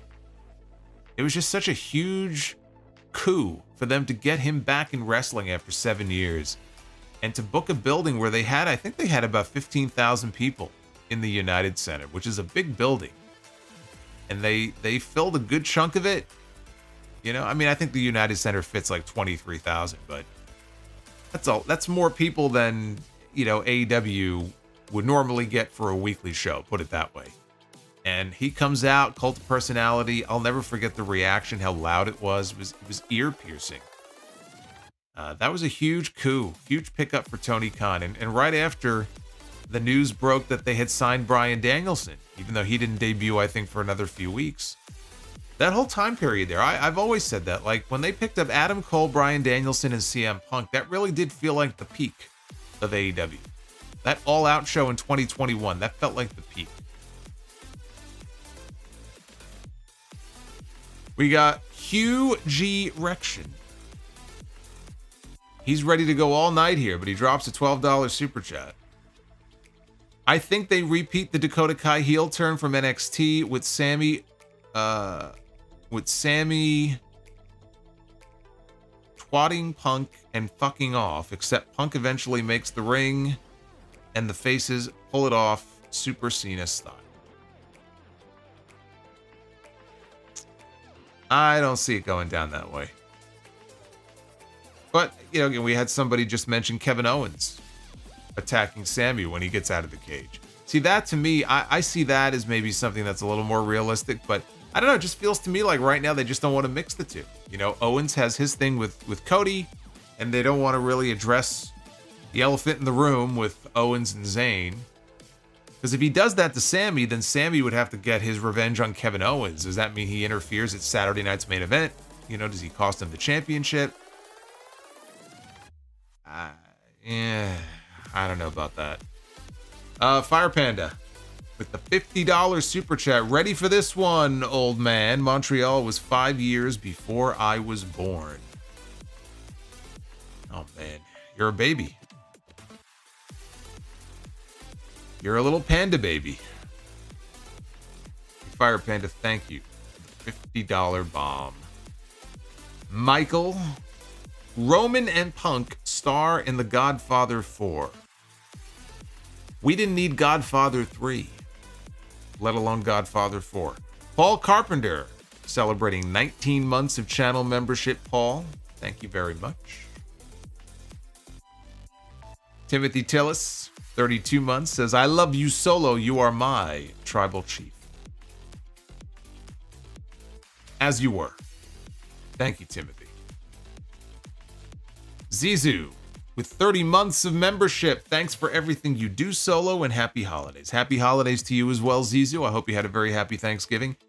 And Mills, thank you. No message, but showing some love with the $20 drop. Actually, two of them. Look at that. 40 from M. Mills. And another 25 on top of that. That's why I said M. Mills had a lot to do with us hitting that goal tonight. Holy shit. Uffman with a 20 says, another Be the Booker. Yes, we are doing two of them tonight. So if we screw up the first one, we'll have a redo on the second one. Alex says, Brie mode activated. What would WWE look like today if Vince never went after the territories? I think a lot of those territories would have died out anyway. And the ones that wouldn't have, you know, if you had a promoter who was forward thinking, who's to say? Who's to say? If they really gave Vince a run for his money, you know, competition-wise, how things would have ended up. Vince had a lot of money behind him. He was in the biggest media market in the country, so he was sort of handed the keys to the castle. I think he still would have probably ended up number one, but you know what? It's one of those what ifs. It's just impossible to know. I think the majority of the territories, though, they would have fallen off. But all you need is one, you know, one or two to just sort of adapt and change with the times, and maybe they adopt some of Vince's strategies and really take the fight to him, and you know, they fight it out and may the best man win. Who knows? Timothy Tillis, if anyone says that anyone else but Solomonster is the tribal chief, they are smoking a lot of weed. I agree. Rock Hawk. It's no wonder why Bret Hart's finisher was the sharpshooter. He was nicknamed the Hitman. It's a very astute observation. Yes. How did I never think of that? Devin says, my dad says WWE is not as behind Cody like before because he's been in the mid-card these last couple of shows. Do I agree? WWE is as behind Cody as they have ever been. The focus is on the Bloodline right now because they're at Survivor Series and Cody is not. So it doesn't mean that they don't have the same faith in Cody. It just means that right now the focus is on the Bloodline. Timothy says, hope everybody had a great day because I did, and I'm enjoying my time off from work, especially with Solomonster, the GOAT. Yes, I hope everybody who had the day off today got to enjoy their day off. I don't remember the last time I had a day off. I work every day. It's the problem with working for yourself. You pretty much work every day, but that's okay. We have fun. Sidro says I should be a stipulation and be the booker. If we land on it, have to tell a joke. My God, what a horror show of a stipulation that would be.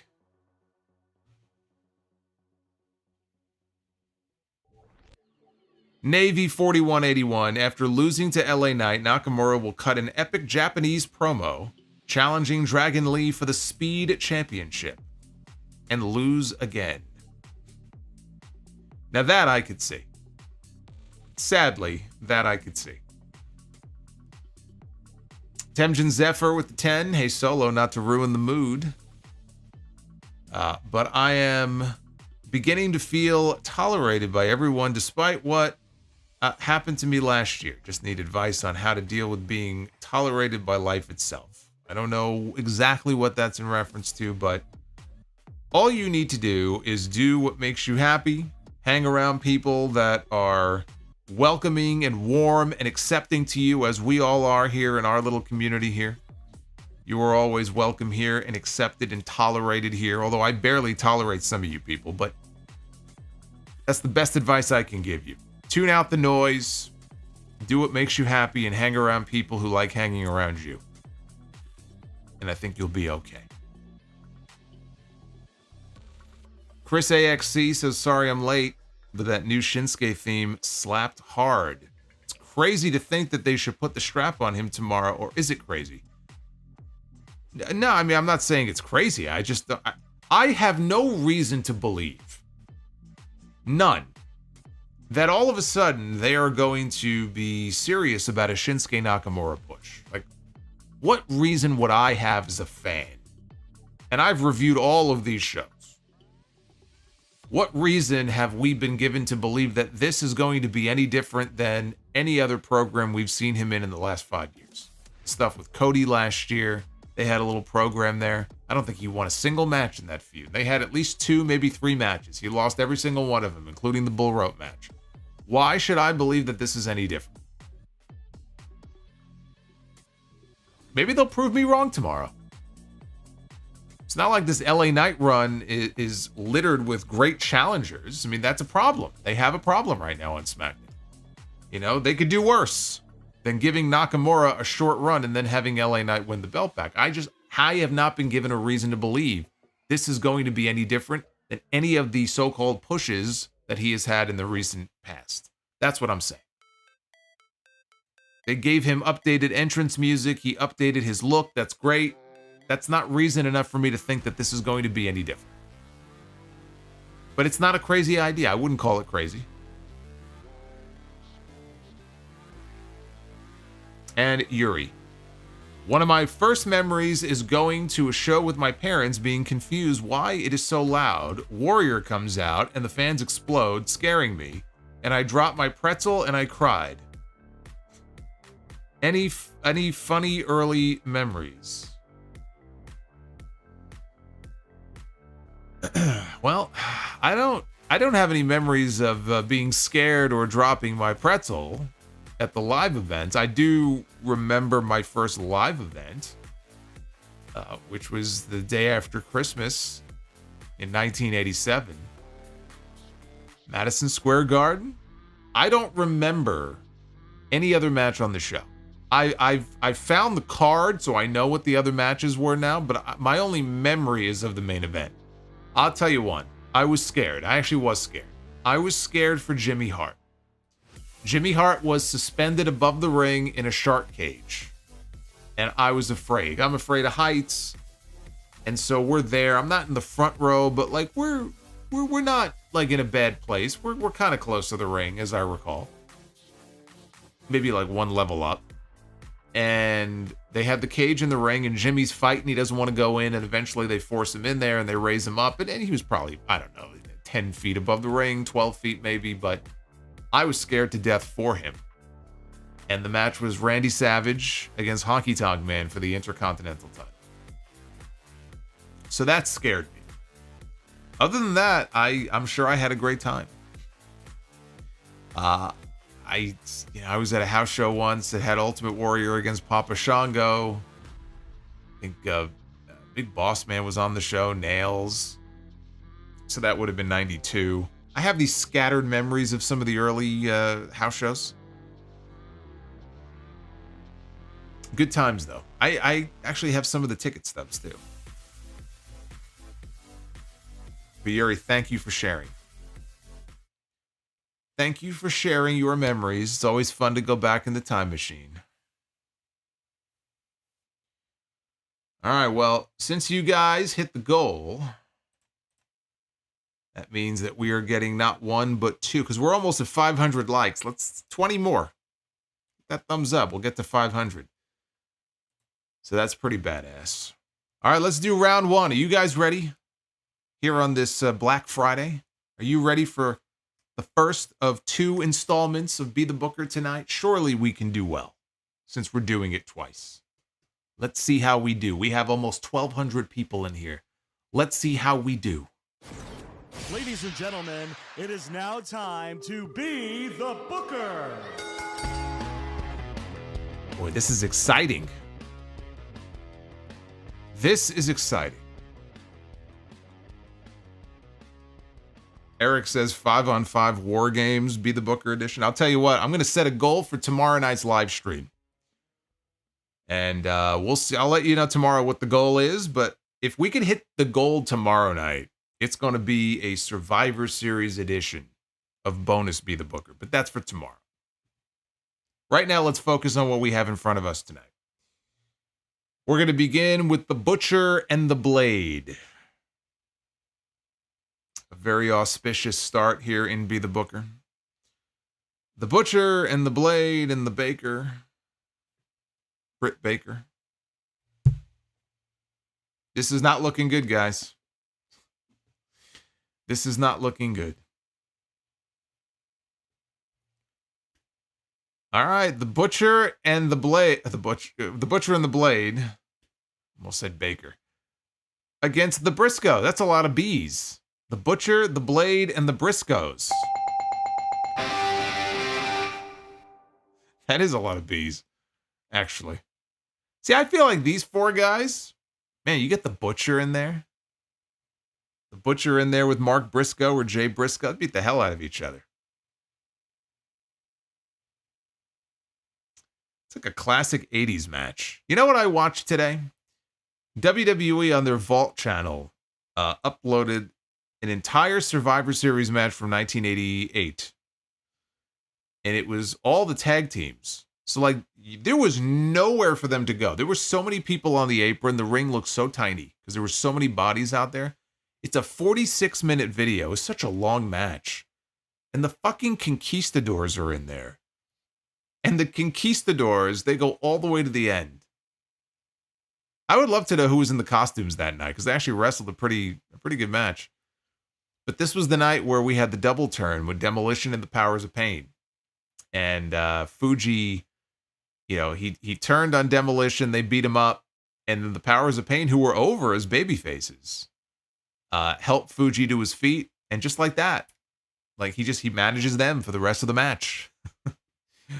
That was like the big story. The other thing I also laugh at in that match, if you know the story of what happened around that time, behind the scenes with the Bulldogs and the Rougeaus, and the fight with Jacques Rougeau and Dynamite Kid.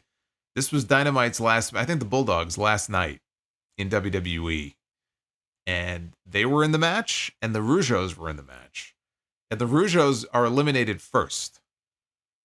And the Bulldogs were in there for a long time after that. But the reason that was done is so that the Rougeaus could go to the back and they could safely maybe shower first. I don't know, but just get the hell out of there before the Bulldogs got back there in case there was trouble.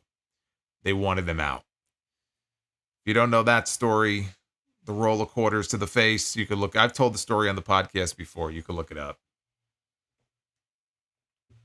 The good old roll of quarters to the face. And they said, yeah, we're going to get you guys out of this match first, and we're going to get you out of the building because it's the Bulldogs' last night, and we don't want no problems between you guys. It was the Wild West back then. You needed some tough guys in that locker room to be able to defend themselves. All right, women's Be the Booker kicks us off. The lovely Trish Stratus. Trish was on a cover of some fitness magazine recently. She's a smoke show, man. I'm telling you. She's almost 50. Doesn't matter. She's still a smoke show.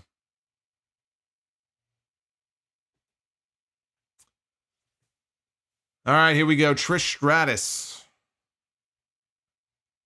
Gonna be taking on Bird Girl, Lyra Valkyria. You know, Lyra's actually a very good wrestler. And Trish Stratus is one of the most decorated females in WWE history. Put the two of them together, I think you got yourselves a good match. Main event time. This is night 1 of WrestleMania, basically. We still have night 2 coming up.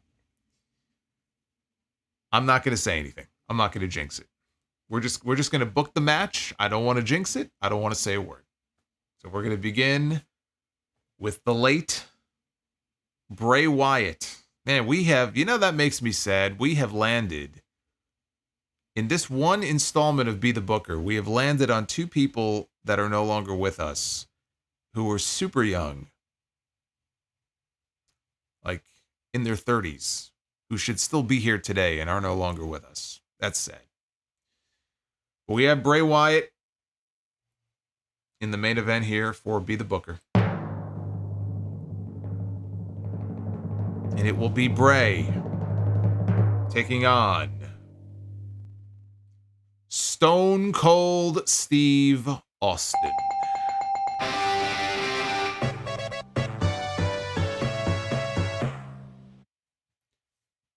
How'd you like to book that match? Stone Cold Steve Austin against Bray Wyatt. How would those promos be? Imagine Austin and Bray cutting promos on each other. Holy shit. There's a match I didn't know I needed. Should we pick a stipulation for the match? No, we won't do that. Every time I do that, I end up fucking it up. We're not going to do that. We're not going to do that. I'll tell you what we will do, though. We will pick stipulations for all of the matches here in Be the Booker Part 2. Because now we're moving on to Night 2. And what we will do here... Bray jobbing again. Well, yes. Bray Wyatt would be doing the job in that match. Do you know how many years it took for The Rock to get a win? A clean win over Steve Austin? Bray Wyatt doesn't stand a chance, but I still think the promos would be entertaining. Kratos says we're not topping that. I don't know. Well, let's see. Let's see. We're going to pick stipulations for each of these, so let's do this first. Let's do this first. For the tag team match, we're going to pick a stip. This tag team match is going to be a tag team lumberjack match. Okay, so now we know the stip. First team is going to be rated RKO, the team of Edge and Randy Orton. Okay, former Raw Tag Team Champions Edge and Randy Orton. It's going to be a lumberjack match. So we already know that. They'll be taking on the team of Cody Rhodes and Jey Uso.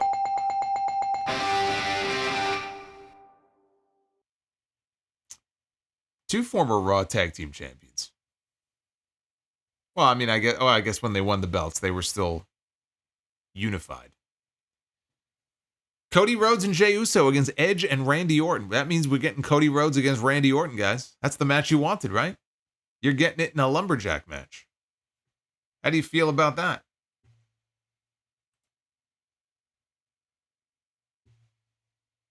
All right, here we go. Women's Be the Booker.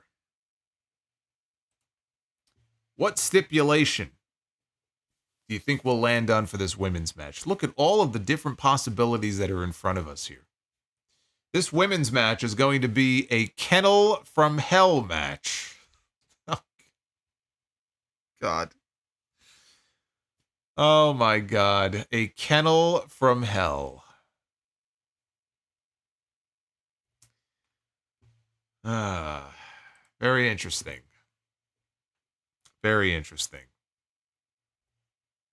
Mina Shirakawa, who's going to be challenging Mariah May for the AEW Women's World Championship at Winter is Coming in 2 weeks. First, she will be in a Kennel from Hell match. This just seems wrong, by the way. Putting the women in a Kennel from Hell match. This is not going to fly here. This is not going to fly. Mina Shirakawa is going to be taking on Awesome Kong. All right, they'll make it work. They'll make it work. Man, what would you rather? Would you rather be trapped in a cage with Awesome Kong or just jump out of the cage into the pit of dogs down below? I might just jump down into the pit of dogs. She was a scary woman back then. She really was. All right. Mina Shirakawa and Awesome Kong.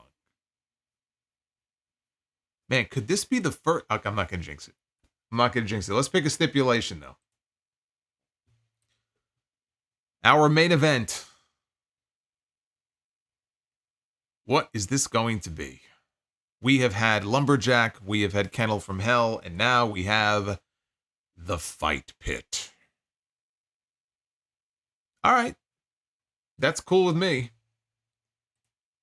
We got a Fight Pit. Yeah, get out of here. You're not going to be in the Fight Pit. Give me a break. It'll be over in 2 seconds. All right. Fight Pit match. We need some tough guys. We need some tough hombres here in this main event in a Fight Pit match. We don't need anybody who can't defend themselves in a fighting situation, shoot fight type situation here. We need somebody who could step up, who could lay in some shots. We don't need somebody like a Rey Mysterio or a Marco Stunt or somebody like, I don't even think Marco Stunt's in here, but if he was, Fight Pit would not be the stipulation for him. Oh, shit.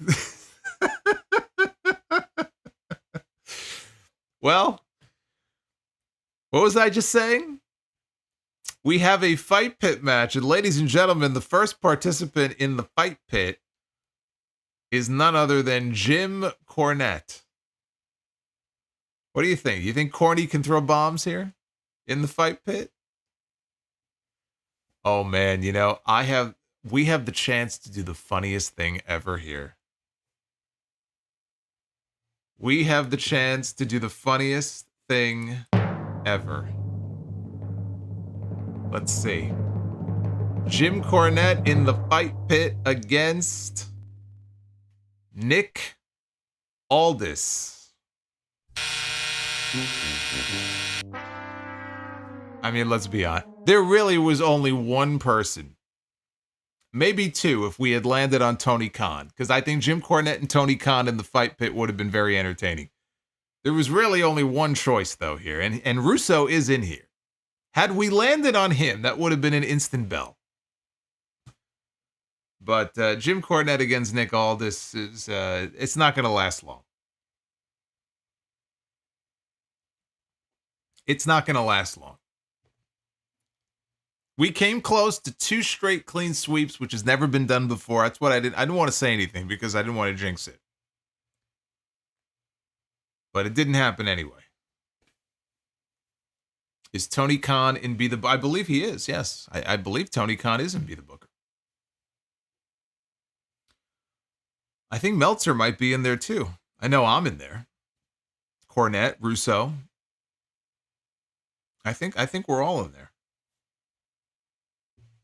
Jim Cornette against Nick Jackson. Well, you'll be happy to know I took out the individual Bucks. The Young Bucks are in Tag Team Be the Booker. I took out Matt Jackson and Nick Jackson from Men's Be the Booker. We were landing on Nick Jackson way too often. I love you, Solo. You are my tribal chief. Thank you, Matt.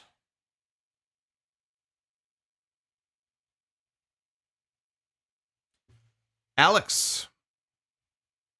I did not watch American Dad, no.